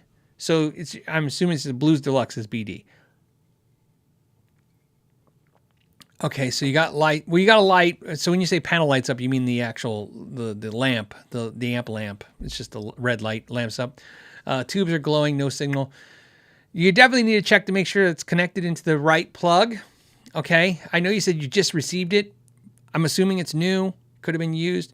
Underneath, you got to look underneath where they plug the actual 1/4-inch plug for the speaker into the amp. There's 2 plugs there, and if they plug it into the, they have to go in a specific order. Like there's a first out and then second out to the other speaker. So if it's in the second, which can happen because they're not really labeled, for Christ's sakes, just because I'm like, I never understood why they don't label them. Well, the new ones may do it. So if they do it now, I take that back. But make sure it's plugged into that. That would definitely be it. Then the other thing I would do is definitely check the speaker and make sure that's working. And but other than that, I mean, there's a ton of other reasons why it cannot be working. But let's just start with something simple like that. That's what I would start with. Jeff says, what family of amps does the Mesa Boogie, I'm assuming Mesa Boogie, Recto Verb 25 fall into? What family? Well, it falls into the Recto family. I have the Recto Verb 25. Oh, not here, in the other room. So I understand the core of the question. I think obviously it falls in the rectifier family. Okay. But I think what you mean is like in the grand scheme of things, like where does it go? Where does, in the grand scheme of all amps? To me, I know Mesa Boogie's really got their start modding up Fenders. I think Randall Smith, I think that's the story, right? He was modding up Fenders. To me, the rectifiers are like the first modded up like Marshall thing, but not classic Marshalls, like the modern Marshalls. I mean, they're a different animal, so it's hard to say. I actually think if you were going to have, only a few amps out there that are iconic amps, these amps like the Plexi amp, and of course maybe the Fender Twin, the Fender Bassman, you're going to have these iconic amps throughout history. I think the rectifier is one of those amps. I think it warrants it's an iconic amp. I think the 5150 by Peavey is an iconic amp. So there you go. Witchell says, why no Jackson guitars? Oh, easy. I sold my Jackson guitars and I bought that. So I got that Kiesel. And that's why. No particular reason. I have a, to me, here's why. I bought that Charvel, this one, blue one, which I had custom painted. It's the Charvel's the DK24. This Charvel is very Jackson. It's got the Jackson kind of neck. It doesn't have the headstock. So to me, I already had that kind of covered. So I was like, all right, I have this kind of Jackson, dinky kind of vibed instrument, right? It's got the Phil Cullen kind of vibe to it. It's got the dinky kind of vibe to it. And then I really wanted to pare down some of those 80s metal type guitars because I wasn't playing them as much. I like them, but you know what I mean? I don't use them as much. So I wanted something that had an 80s metal vibe, but wasn't, playing like those guitars. Something played a little bit more vintage vibed. So there you go. Steve O'Neill says, Phil, do you still have any Reverend Willie's 7-gauge strings on any of my guitars? No, I don't. So I did a video where I used 7-gauge strings on a guitar and a bunch of my friends, and I tried it for a couple weeks to see what it was like. It was very cool. I like them more than 8s, and the reason I don't use them is I pretty much use 10s. I mean, I use 9s on some guitars, but mostly I use 10s and even 11s now. And what I've kind of learned for me is I play, because I like to play guitar. I play my bass, I play my guitar for my own enjoyment. I do that every day. And then I get to, because I'm very fortunate, I play guitars when I'm working on them. I play guitars when I'm demoing them. I play guitars when I'm making content. So, I mean, I'm playing guitar a lot. So I say that because like my problem right now is sometimes when I'm using thinner strings, I'm like, it's just too easy to play because I'm just playing all the time. And that's what you notice. But what's funny is I notice it takes very, very, very, very little time for it to go back a lot. So if I just take a couple days off playing guitar, I find all of a sudden I'm like, man, I got to go back to 9s like right away. Okay. Alan's Guitar says, what's my favorite Kiesel model? Well, now that I've tried a couple and, purchased a few, the single cut bevel is my favorite by far. The Theos is cool if you want that, kind of AZ, Ibanez AZ, the Sur kind of vibe, thing like that. Of course, I have a Delos, which is like a Strat, but, I have the headless where you can get the headstock. I haven't tried all of the Kiesels, but I've tried quite a few. They have one that's like a PRS. I like that one as well. I think that's the California or whatever. I have the Vader, which is a fantastic guitar, but again, it's headless, and if you're into that. But let me put it to the easiest way. I have 4 Kiesels right now, and I no real huge desire to buy another Kiesel at this point, not in the immediate future at least, like a different model. And of the 4, if I could only keep one, it would be definitely this one for sure. And it's not because of the finish. In fact, I like the finish, but I mean, if it was just painted black, I'd be fine with it too. I like this. I like the way it's shaped. I like the way it feels. I just like it. And if you go on their website, you can see may have one made where it looks really classy. I mean, I went for the really, kind of gaudy glam look, but I wanted something different. You can get one just really pretty if you want. Witchell says, Phil, did I miss out not selling my guitars during the pandemic? Yes and no. They're definitely, the sales are slowing down. It's not hard to figure that out. Like I said a couple podcasts ago, if you go on Reverb, it's easy to tell that there's more inventory. There's more listings. There's a bunch of guitars you didn't even see for a while back unlisted. The guitars are not selling like they were, but guitars are selling. Trust me, you guys are out there buying. It's still crazy out there. It's crazy. Like a lot of channels out there that have affiliate links, I'm still watching these affiliate links and why you guys all purchase like crazy. These affiliate links are still moving at numbers that I hadn't seen before the pandemic, and they're not as strong as they were in the middle of it when the height of the crazy boom buying was happening, but they're definitely, because like I said, everything's slowing down, but slowing down is like, imagine if the speed limit was 65 miles an hour and we were going 120 for the last year, now we're doing like 105. So it's still fast, and it's still above the speed limit. So same thing. So yeah, if you sell a guitar now, it's still going to sell because that's what you're getting at, right? It's not about so much the top dollar that's important too, but also, will it flip? Yeah, of course. People are still buying guitars. Everybody's out there still buying guitars. There's 938 hanging out here on the live show. Still a lot of people watching Guitar Talk and doing stuff. So you can see it.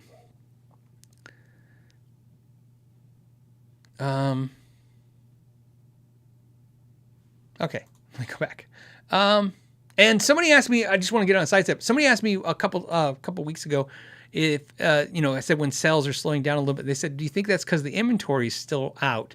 And no, because inventory's been definitely, you can see inventory as it's gaining, but the sales are actually still declining. And again, not extreme, but they are declining, which is not what you want to see, right? You want to see, as the inventory is climbing back up, you want to see the sales continue to climb because they're buying up that inventory, you know what I mean? But we're not seeing that.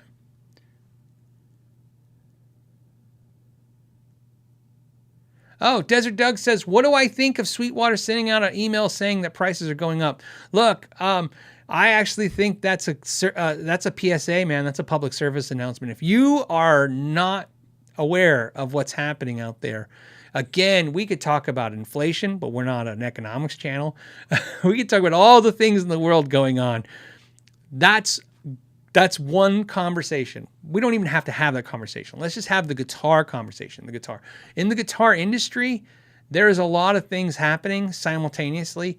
Amp manufacturers are hit by the plywood issue that's hitting the housing market. Steel has gone up dramatically. Copper has gone up dramatically. Look, like I said, some of you guys know I wind pickups and stuff. It's been hellacious. In fact, we were going to do a push to actually do more of a production run of pickups and less of me just making them as people requested them. And the issue is flat out, dude, if everybody was just to order pickups for me at some kind of, I couldn't fill the orders. I can't buy spools of copper big enough. I can't even get the spools I normally buy. I've been buying the mid-size spools to hold me over, and just in bigger quantity because my suppliers can't get the bigger spools. So that being said, yeah, prices are going up. So I think it's a public service announcement. Of course, it's a self-serving interest? Sure, to tell you like, oh, better hurry up and buy. But, here's why it's a service announcement. The prices are going to go up. You got to understand, when the prices go up, if they have old inventory, when the prices go up, they make more money.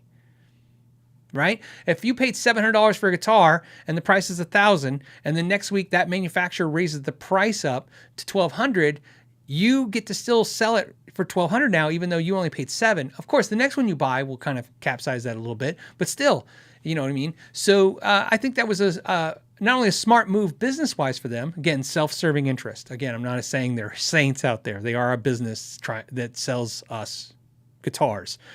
Okay. But yes, it's a good thing to be aware of. If you're thinking of getting something, don't buy stuff because you think prices will go up. That's just stupid. You don't need any of this stuff. Okay. If there's something though you're thinking about getting, you'll probably be better off buying it now versus later. It'd be my guess, especially anything made in the USA. Anything made in the USA. Now, when your other comment about selling guitars and stuff is, again, I'm going to just, again, I give you the advice I give myself, if that helps. If you think it's, I told you, I don't think it's too late to sell your gear and still be able to flip it and stuff. But keep in mind, there's a lot of reasons why not to sell stuff as well, too. I have no interest to sell anything that's made in the USA right now. Because I think the import prices are going to keep going up. And so at some point, it's just, these are going to be just crazy, stupid expensive. So, Bullets for T said, you guys, which he's got the V for Vendetta icon. So anyways, he says, guys, be sure to stock up on groceries and have a water supply. Water supply, look, where I live might be a good idea. We're in a drought. The whole Southwest is in a drought. So, all right.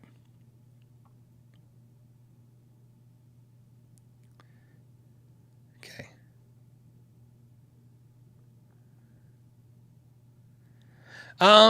Rocky Hinson says, hey, Phil, did the Spark amp, is it still shipping on time or is there a long shipping wait for the Spark amp?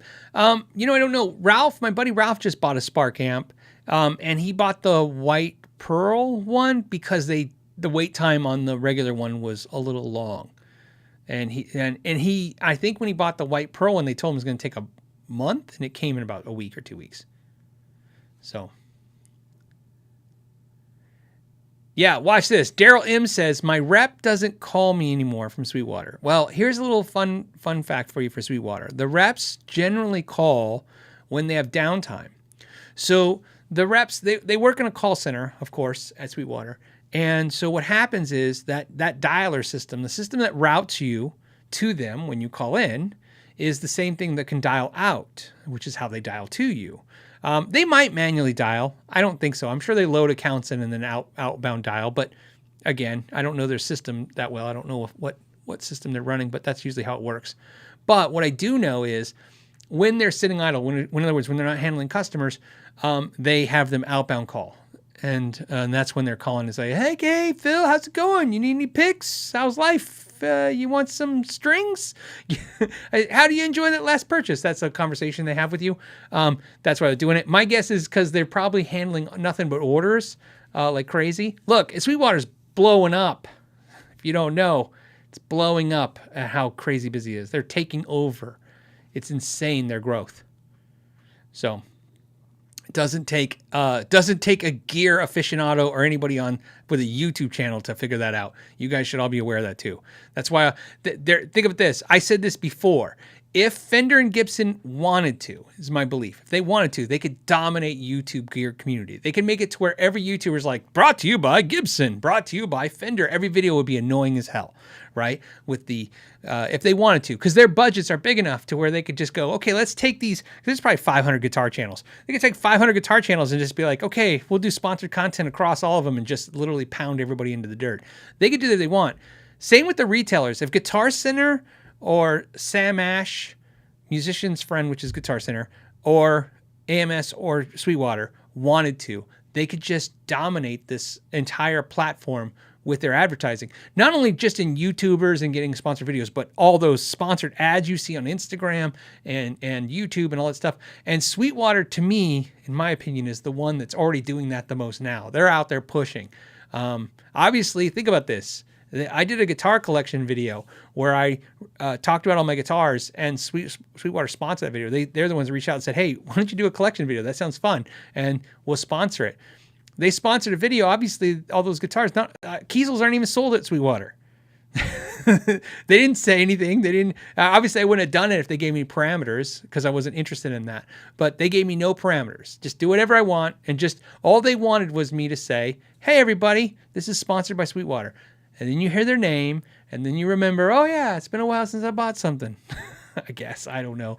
My point is that yeah, they're killing right now because they're actually going after the internet market, which Guitar Center is still Still holding on to the concept that maybe we're all going to go back to the stores. We'll see how it all plays out. We have a year or two to talk on this channel.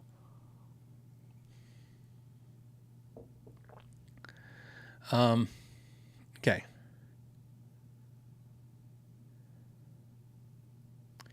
Yeah. I'm just reading a few of your comments to see.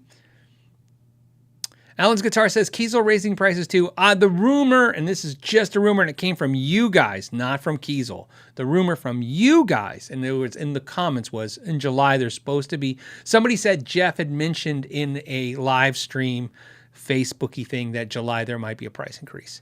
My personal conversations with the Kiesel guys, I don't talk to Jeff, but I talk to Brandon. He's great guy that works there. Is that they don't want to raise prices. They may have to a little bit. That's important because when a company doesn't want to do it, that means they'll probably put out as least of a bump as they can. So that means they'll probably eat a little bit and pass a little bit on. Where some companies, if they don't mind the price increase, they'll pass all the cost increase over. Okay. All right, let's go back to questions. How are we doing? We're doing great on time and stuff. We have the convert. The convert says, "Hey Phil, I can't decide. I love my PRS S2 594. Okay, this is going to be an interesting question. And I like playing it more than my Les Paul Classic, but the Les Paul is so pretty. One must go. How do you decide? Thanks." Yeah, wrong question asked me. Like I said, I will literally pull function over form every time.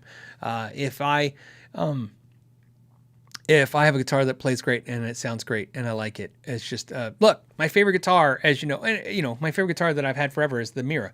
I don't want to call it ugly. I don't want to. It's not fair, but you understand what I'm saying, right? When when you say PRS, you don't think, oh, it's a block of mahogany with a black pickguard. You know what I mean? It's just how it is. I like it. So it's, if I like it, I like it. I figure pretty guitars, like here, I'll pick up this pretty guitars are, fun to have.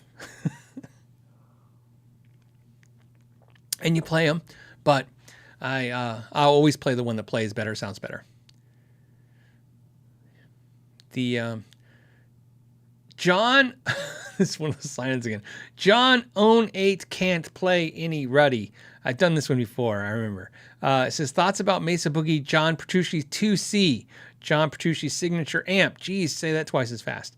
I want a Mesa, don't know what to try, play rock and some high gain songs. I did a review of the John Petrucci Mesa Boogie amp. My buddy Eric has one. He let me borrow it. I did a video, this is a long time ago, and I compared it to the I don't know what it's called, the Archon, the PRS Archon. In that video, I think the Petrucci won, in my opinion. What I heard. I think the Petrucci is an amazing amp. However, that being said, I didn't buy one. I have a Mark V Mini 25, and I think that although they are slightly different animals in what they can achieve, I think for playing quiet at home, the 25 does everything that the Petrucci can do for me. In other words, I don't notice a difference. I didn't do a video. I don't think I did. I might have. I don't remember. I have 750 videos. I might have done a review against the 25 versus the Petrucci, but if I didn't, I know I did A/B them that day, and what I learned was exactly that. When you turn them up, the Petrucci was full, it was awesome, it wins. When you turn them down and played in the bedroom, moderate volume levels, I couldn't tell the difference between them. Because the thing that made the bigger amp shine, which is the bigger transformer, the bigger power tubes, it just couldn't perform at that volume. Okay, Alexander, right? Oh yeah, Alexander says, low gain, high gain, or high gain, what? ×2 on KOT. I have no idea what this means. Low gain, high gain, or high gain ×2 on KOT. I don't know what KOT stands for, so I can't answer the question. I'm sorry, Alexander. I apologize. I gave it my best shot. Low gain, high gain, or high gain? Anyone know? Anyone want to throw a quick idea what they think this is?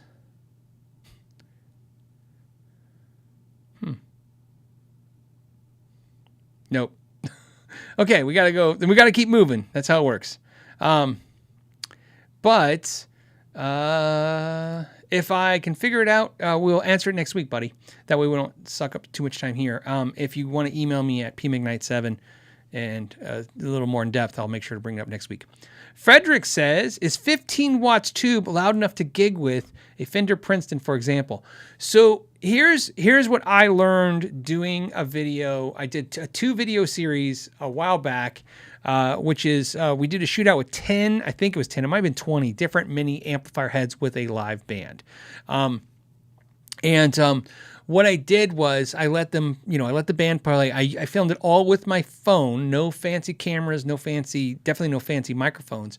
And again, more importantly, we were in the room when we heard them, and we learned a lot that day. And here's what we learned from that information. One, we learned that although some low wattage amplifiers can be heard, and the drummer can hear them, and the problem is that the drummers sometimes can't hit as hard as they want if they're kind of trying to hear the amp, because maybe the amp's loud enough barely. But in that video, a lot of people called out the drummer saying he didn't hit that hard. He wasn't hitting that hard because a lot of the amps, if he hit hard, he couldn't hear them.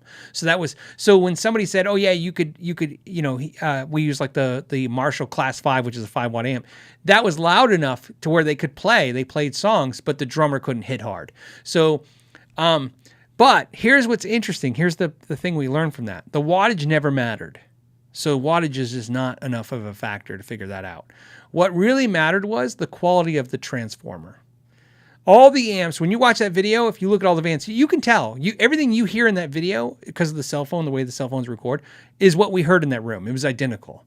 So when you hear an amp and you go like, that's a lot louder than the other amp, you'll notice like the 20-watt amp was maybe not as loud as this 15-watt amp, which was not as loud as a 5-watt amp. And it always, hands down, came down to what quality transformer the company was using. It really became a big part of that. And then there's other factors. But to answer your question, in most gigging situations, can you gig with a Princeton, for example? You can, okay? You can. But that 10-inch speaker, if you are rocking that amp at the full blast, you're going to blow that speaker. That amp is notorious for blowing speakers when you crank them for too long. So just be aware of that. You might want to upgrade the speaker that comes in it.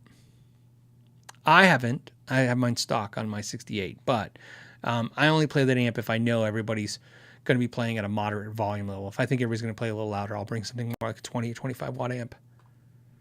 Miguel says, what's your take on poly versus nitro finishes? I prefer poly. Like a lot of people kind of over the years, I'm like, oh, nitro looks better because it's softer looking. It looks aged. It looks vintage, and that's all of a sudden that's a look for everybody. But poly's fine with me. I like the way it feels. Nitro is sticky. You know what I mean? But I don't have an allegiance to a finish, if that makes any sense.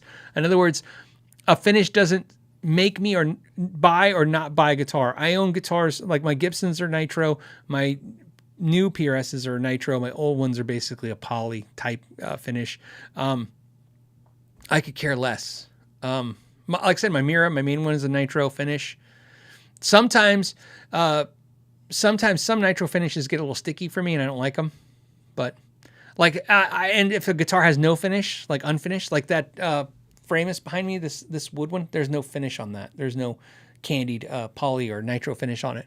It's all satin. If it did have a finish, they shot it with something and then they sanded it down to nothing. But I don't think Framus uses nitro. I think they use some kind of hard polyurethane that they can cure with UV light, because they cure their finishes with the UV light.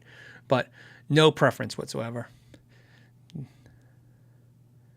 Which is not common. That's why I want to say it. That's why I'm saying it the way I am and spending so much time on it. It's very common for players to really hate or like one of those finishes.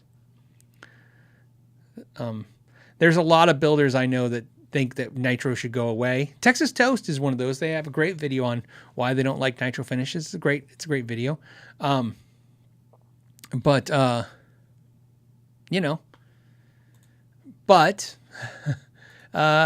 I don't disagree with anything they said in that video, by the way. I thought we were done. I think a lot of players thought like me. I thought we were done with Nitro, and then all of a sudden it just started coming back, and it's bigger now than probably it was 20 years ago, but I could care less. Smelly Cats Jazz, hey, what's up? Again, says the Custom Shop Stealth Esquire and Brad Paisley signature are what my build is based on. Paisley has a Duncan Secret Agent ceramic, which sounds too dark. Okay, so he's just following up on what we were talking about with that pickup. So interesting. Day Talk says, hey, Phil, just picked up a 1990 Gibson Firebird V in mint condition for $1,400 on Craigslist. These deals never happen for me. What's the best deal you've ever gotten on a used guitar? Best deal. I don't know. I mean, I've gotten a lot. It's like funny. Like I'm thinking about it going, the best one. I mean, there's guitars I've paid, a couple $100 for that are worth a couple thousand. It just happens. It's not even a somebody was in dire straits. Sometimes just people just want rid of stuff. Some people, sometimes you get divorced and the ex-wife just sells off all the guitars. I'm not even making that up. That's not a slam or anything. That's literally happened to me a couple times where just a woman's like, I'm going to sell my husband's stuff. So to answer your question, I'm trying to think of the best deal. Let me think about what the best deal in this room is. How about that? So I don't have to think about all my guitars. Let me look on the wall right now and think about what's the best deal I have on the wall for a guitar I bought. Hold on, I'm looking.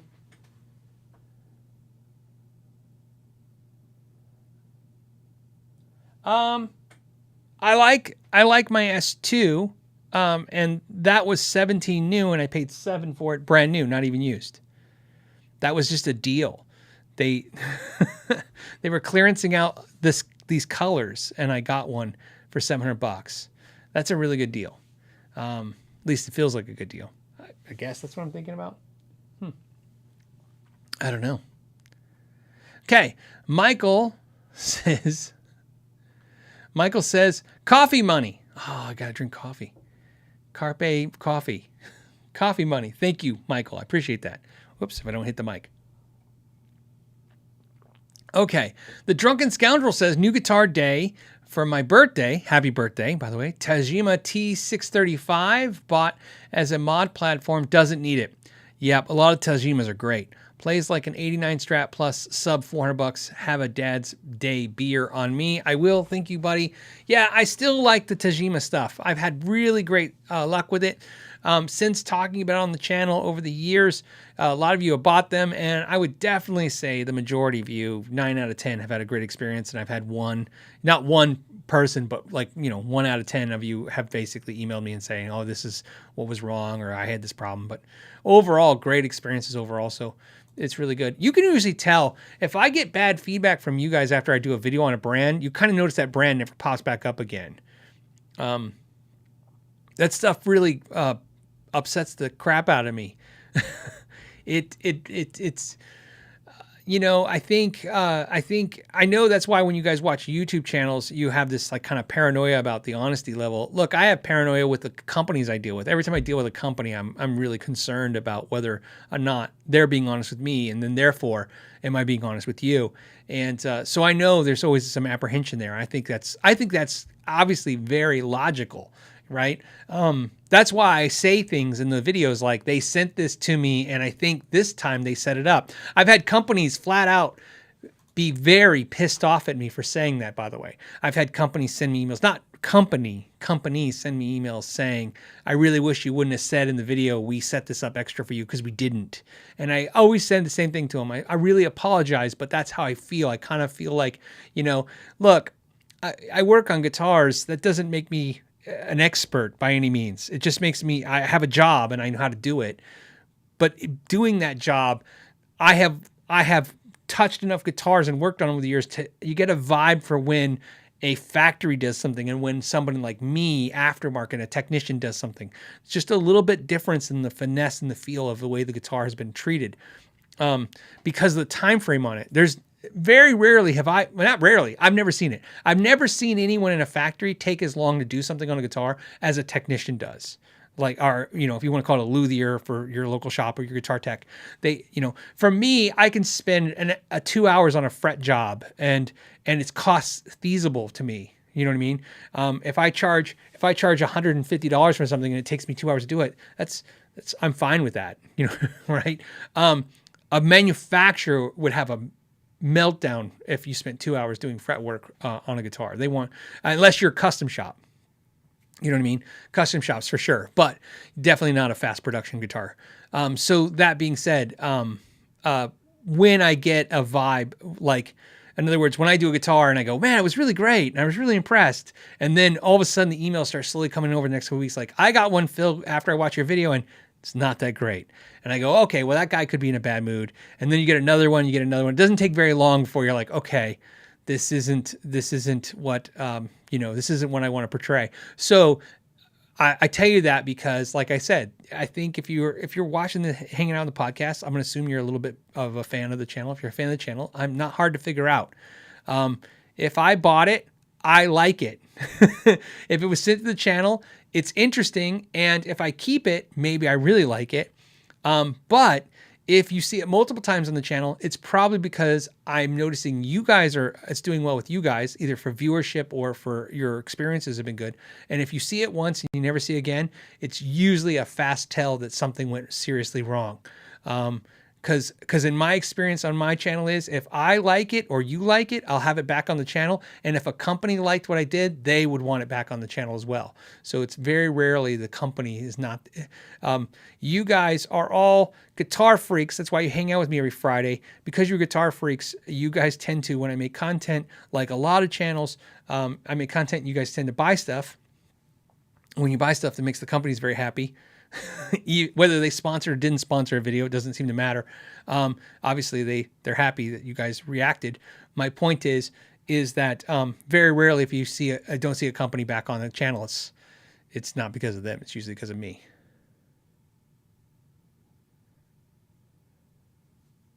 Angus Porter says, "What YouTuber has your favorite signature product?" I'd probably say the Keeley D&M drive, that pedal show. It's probably my favorite product.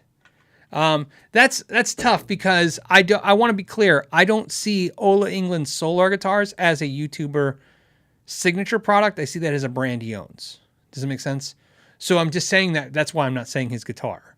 But if you view it that way, then I would put that in there in that list too. But when I think of a product, a signature product, then there's a product with their signature on it, not a brand that they own. The D&M drive by, here's why. I've met the guys on that pedal show, Dan and Mick, a couple times. And in those short, exchanges, very ethical. We had conversations that you would have if, like you have a job. We didn't talk about, gear. We talked about YouTube and the platform and what we do on it and how we think. And I would say, based on those conversations, I feel like their ethics are beyond reproach. And in other words, they're fantastic. And Robert Keeley is probably one of the nicest guys in the industry, definitely one of the smartest guys in the industry. So, yeah, those two, sure. That product sticks out to me the most. And then, sadly enough, also be aware of the fact that even though I'm on YouTube. I don't even know all the signature YouTube products. I know I did a video 2 years ago, maybe a little longer now, with the Tone King. It was a live show. We did it on this channel. It has like 200,000 or 250,000 views. And we talked about signature product and we went through all the YouTubers and it was pretty much every YouTuber had a signature product. So I know they all have it. I just can't remember all the stuff. But there you go.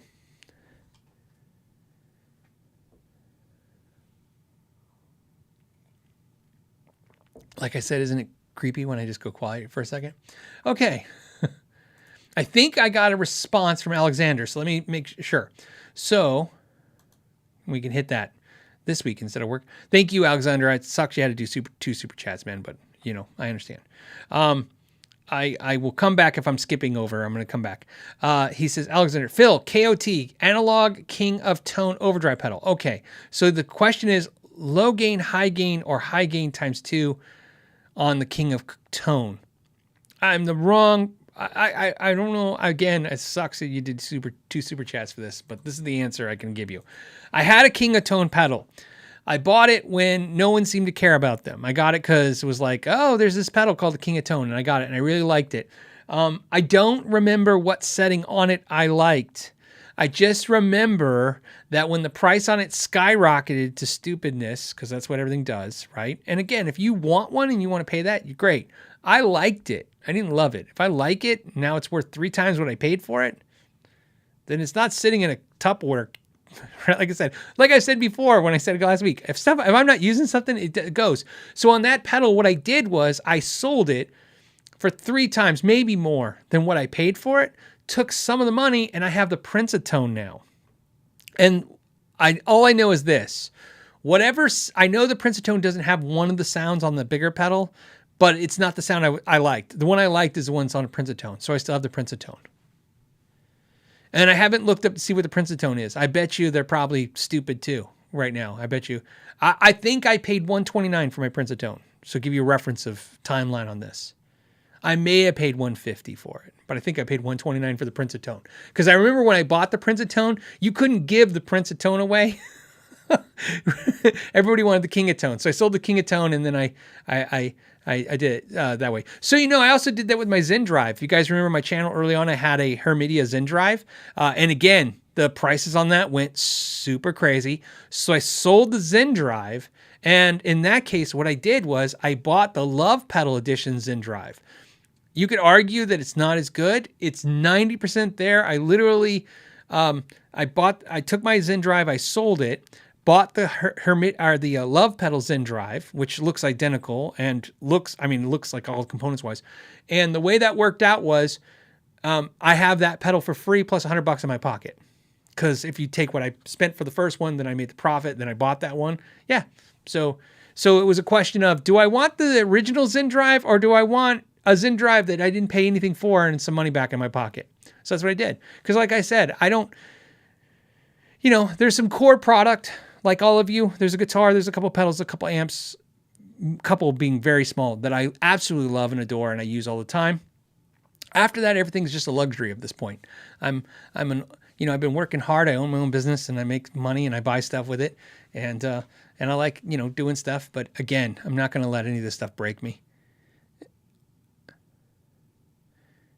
And I'm not ever going to let any of this stuff, what's the saying? Don't let your stuff own you. Yeah, it's never going to, I rather have a savings account sometimes. All right. Hold on. Let me get back on track here. Jack from Philly did a emoji thing. Not emoji, a sticker. Thank you.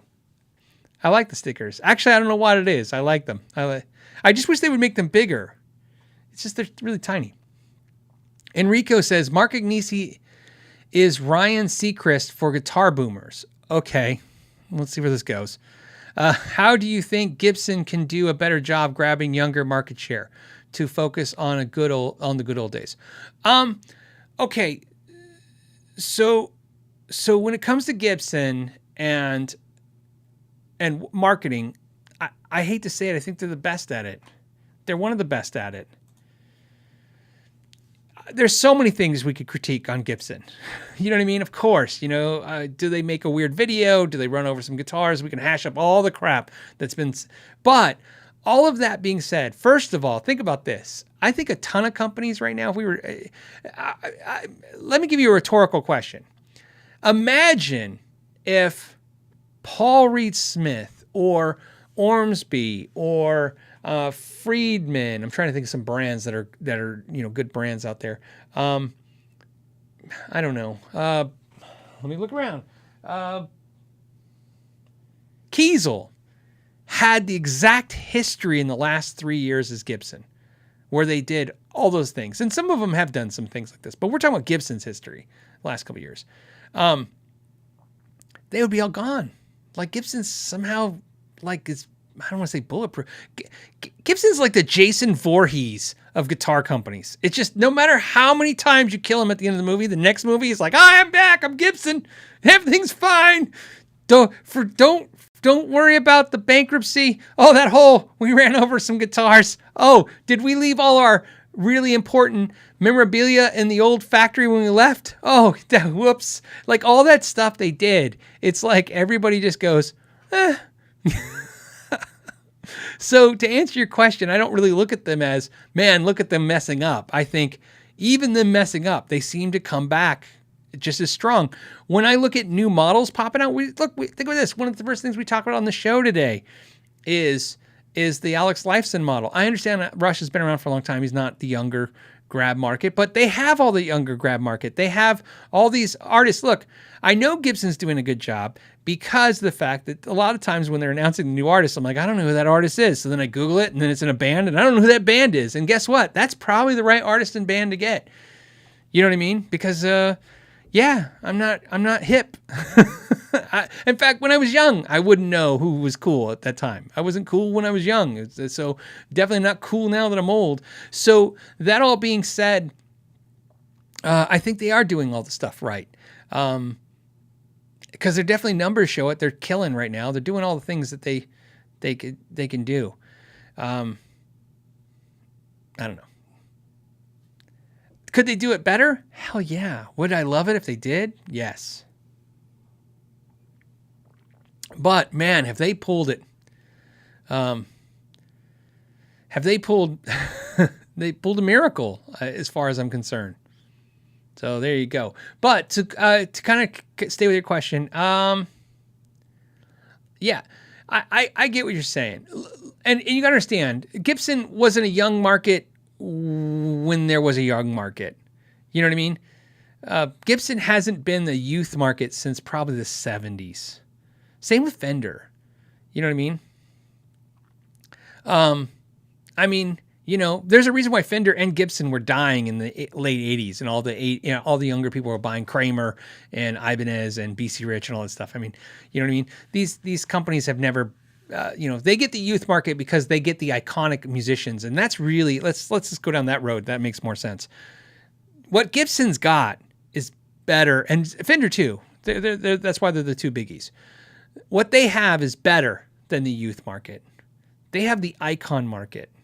And the icon market is timeless. Clapton is timeless. You could sit there and go, kids don't care about Clapton. Well, guess what? They care a little, and that's really good considering there's a lot of artists that they don't know and care about from the older days. Page, right? Think about this. All the bands that we say that kids don't care about, they probably don't, but they go to Target and they buy those band t-shirts. So at least the kids know it means to be cool to like those bands. So again, that means those bands are timeless and iconic. So I think that's what's going to happen is Gibson and Fender just trapped in this, they're iconic. That's what PRS and those companies need to figure out how to do, is get these timeless, iconic thing going, I guess. Okay. Sonic Sega says, Phil, please do more rig rundowns. You know more about gear than the interviewers. Okay, so in all fairness, I want to say this. So John Bollinger, I met him at the NAMM show. He gave me a pick. I have a John Bollinger pick. Super nice guy. And the guy could outplay half the people he interviews, which I say that because he's so humble. He's so likable, right? But that being said, here's why I thought the rig rundown reaction video would be good. I've interviewed people. When you interview people, it's their moment. So if you want to be an effective interviewer, which I've had to learn how to do, I didn't know how to do any of this stuff. Interviewing people, I've gotten better over the years over interviewing people. It's their moment. You have to stay out of their way. You're there to just keep the momentum going. That's your thing. Just don't let it go dead. Don't let it die. Okay. And so John does a great job doing that. In that vein of what he's doing, there's not a lot of time to discuss and drive down. Plus, you got to understand, when I did that rig rundown, it was 1 hour and it was like 58 minutes. So it's not 1 hour. It was 58 minutes long. So what you saw was an 18-minute version of a 58-minute video. So I had to condense it all down too. So that's what seems like I'm just whooping it all out like I'm super awesome, because that's the power of editing. Every moment it's like Phil's saying another interesting thing about his gear, but it really, if you saw the whole 58 minutes, which my patrons did, which they're the ones that convinced me to put it out. It wasn't going to be a video for the main populace. It was just going to be something I did for fun for the patrons. I thought it'd be fun, give them something a little cool and different, and they liked it. But a lot of them said, "Man, it was really long," and I'm like, "Okay, we'll chop it down," because there's a lot of me doing exactly what John Bollinger does. It's like, oh, that's interesting, you know. So yeah, but I'm glad you liked it. I will continue to do them because of the fact that it's one of those things that's in. And whenever I'm feeling like maybe today's not the, you know, hey guys, and really hit the guitars and you know, because sometimes it's hard to make content when you're not in a bad mood by any means, but you got to have the energy to keep that going. That's a lot funner video for me to do versus a video trying to make content for everybody else. So I'll do it. Thank you for making that comment though. It really does make a difference when I'm trying to drive myself to make content when you guys make comments like this. Yeah, BC501 says John Bollinger writes great columns too, and he's open about a lot of difficult topics too. He's fantastic. I think I have nothing but of admiration for him in every way. Like I said, I fanboyed out when I met him at the NAMM show. He didn't know. I don't think he knew I had a YouTube channel. I think when I met him, I probably had 200,000 subscribers. He might have known. I think he did I think I know you kind of maybe for a brief second, but I was trying not to fanboy out a little bit. You know, with the whole, I really like rig rundown. So you guys know rig rundown's my favorite thing on YouTube. I wish they would do more of it. Like I said, I wish they would do the rig rundowns of the artists. I wish they would do fan rig rundowns of us, like not us, me YouTubers, but us as a community of guitar players, just go into somebody's house. I want to see it all. I want to see somebody who has 3 Behringer pedals and a Harley Benton guitar and how they're making it work. I want to see that. That to me is just as cool as anything else. So, all right. Brian S Guitars, because Brian S Guitars, the new name of the new channel, by the way, is Brian S Guitars. He's changed the name, so Brian S Guitars. Or Brian's Guitars. Is it Brian with the capital S, Brian? It looks like Brian S Guitars. Is it Brian's Guitars? We'll have to figure that out. But he says, have you seen the new $1,215 Gibson case? I think I saw something on Instagram or something probably today of a case like that. Yeah. Look, man, some people got money. They just spend it on things. You know what I mean? It's just how it works. Would I buy a $1,215 case? No. But, you know, $1,200 guitar is already a decision I have to kind of contemplate. You know what I mean? That's just how it works. I mean, yeah, it's crazy. But why not? Why not look, I don't begrudge them for putting it out there. You know, why wouldn't they? They sell guitars that cost 20 grand. I'm sure they're like, yeah, people will buy anything. So, you know, what's the saying? A fool and his money is soon parted. Of course. Would I recommend anyone buy that case? Hell no. But I don't think the person who buys that case is hanging out here. I think that's just somebody who's like, I want the nicest case. Look, everybody's got a friend that's like this. They want the nicest thing, always. They don't care what it is. They want the nicest thing. So there you go. If it's the company, I think, making that case, I think those cases are pretty much indestructible too, which is nice, but I thought those cases were like $700, but I could be wrong. Justin says, and then we're at the end here. Justin says, thinking about either a PRS SE 24 or a Gibson LP Lite. Thoughts? Thanks, Phil, for all the knowledge every single week. Rock on. So again, this is an easy question for me because I had the CE24. I really liked it, and I have Les Paul Lite, and yet now I only have the Les Paul Lite. Would I pick the Les Paul Lite? Yeah, I picked it over the CE24. CE24 is a great guitar. Different vibing than the Les Paul, by the way. You're talking about two different guitars, the way the neck feels, the way the guitars sound. But I like the Les Paul Lite. I think the Les Paul Lite it's a guitar that doesn't do well sales wise with Gibson. Yeah, otherwise, they wouldn't do limited runs all the time like they do.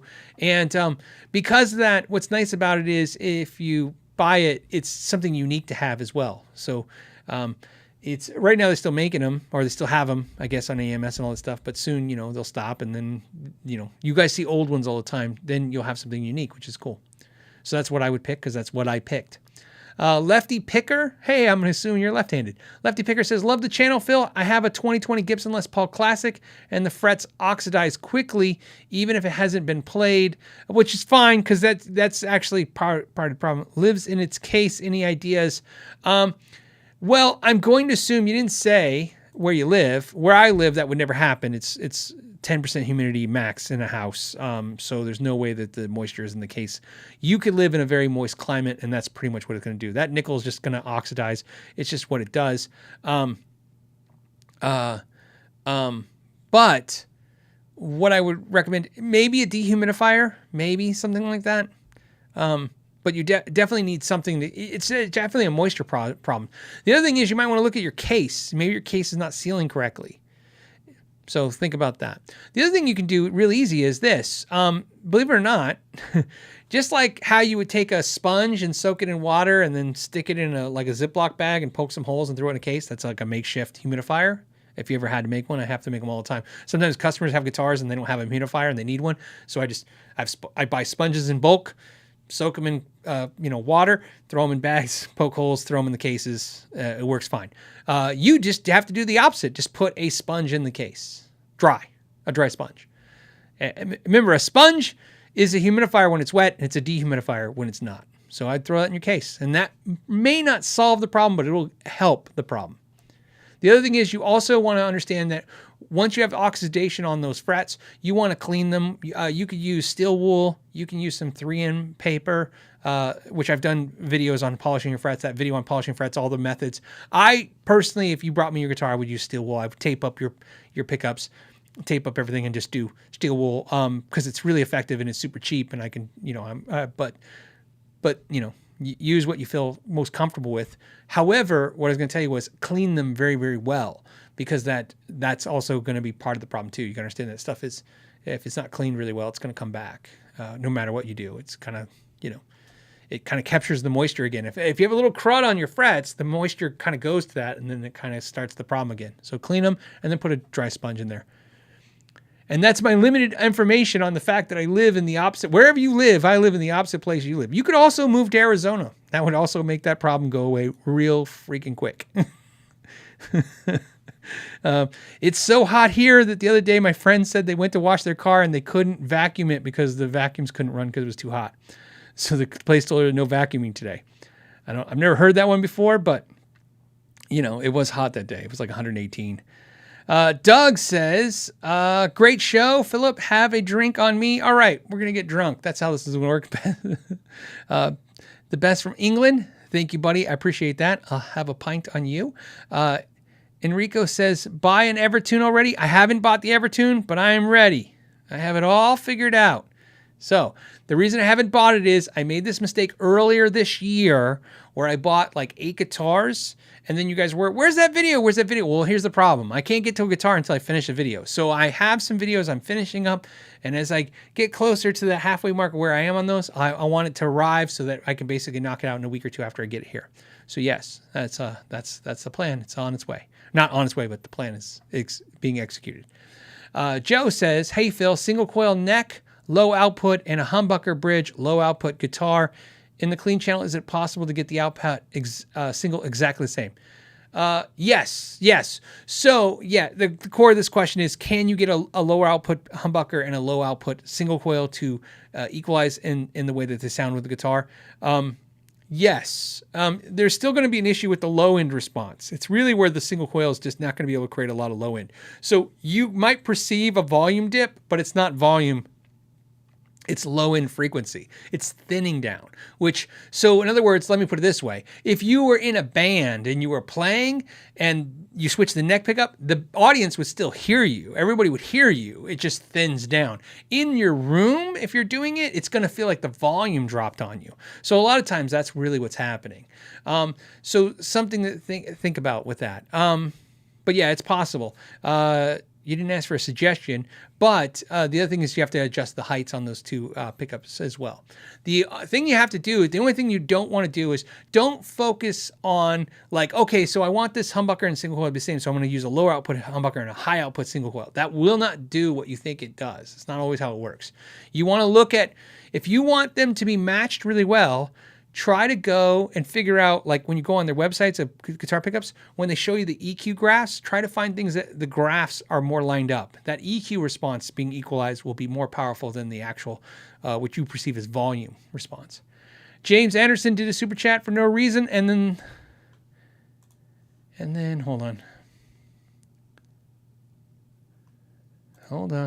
And then we have the last super chat of the day is from Barney, who says, our Stingray bass is naturally fret buzzy. Okay, I've bought 2 Stingray 4 specials and I can't get them to sound right without the fret buzz, especially on the lower frets. So I have not had that problem with Music Man, but it's obviously your setup, and this is where it's going to be tough. You know what I mean? The tough part is this: how you fix the problem. Okay. Is first you adjust the action on the strings. You know, make sure the neck's straight. Okay, adjust the neck. But when you adjust the action, don't worry about how it plays. Go how it sounds first. This is the best tip. I'm going to give you the tip for everyone. Okay, this is for anyone who's doing guitars, anyone who's doing basses. It doesn't matter what the problem is. First, if you're dealing with an issue where the instrument sounds like buzzy or you're having issues, don't go for the playability, go for the sound. In other words, adjust the action to where it sounds great. Find that spot, okay? So raise the action a little bit, whatever it takes. All of a sudden you're playing, you're like, okay, it's not buzzing. This is exactly the sound I want, but I cannot stand this action, right? That's where you're going to be at. Your action's too high.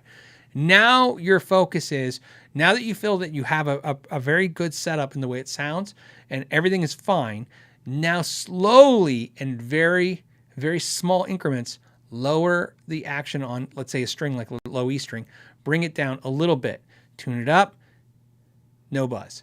Okay, do I like it? No, a little bit more, okay? At some point, you're going to hit a point where it buzzes, okay? And you're going to go, okay, no good. And you rise it up a little bit. And you know that's where the drop-off is. In other words, now you can't go any lower because it's going to buzz. That's where, without having a tech or having a year's experience or anything else where you can really dive in and maybe do a little bit more than that, that's where the instrument's going to live if you want it to have no buzz. And if that's not low enough for you, then you either have to take it to a tech. But now what's great is, don't just take it to a tech and hope that they're going to be able to fix the problem. They might be as limited as you. They just might know some other tricks to adjust and stuff. But here's what you want to be able to do. You want to be able to take it to them and go, this is the lowest I can get it and not buzz. Can you get it lower and still sound like this? And if they can, well then, now you have a better instrument. If they can't, well then you know where you're at. And then you're going to have to find some other situation. So,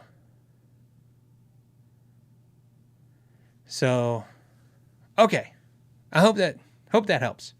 On that note, we're going to call it because we went 2.5 hours. If I did miss a super chat, which I don't think I did, but if I did, like I said, we'll scoop it next week. I appreciate everybody who did the super chats. I appreciate everybody who did the questions early, as I always try to get those as well, as many of those as possible. And then, of course, anything that's interesting in between. Thank you guys so much for hanging out this weekend. I hope everybody who's a father has a great Father's Day. If you don't, if you have a dad, do something great for your dad, because, hey, why not? And I hope you guys play guitar. Enjoy guitar. All right. On that note, thank you guys so much for your time.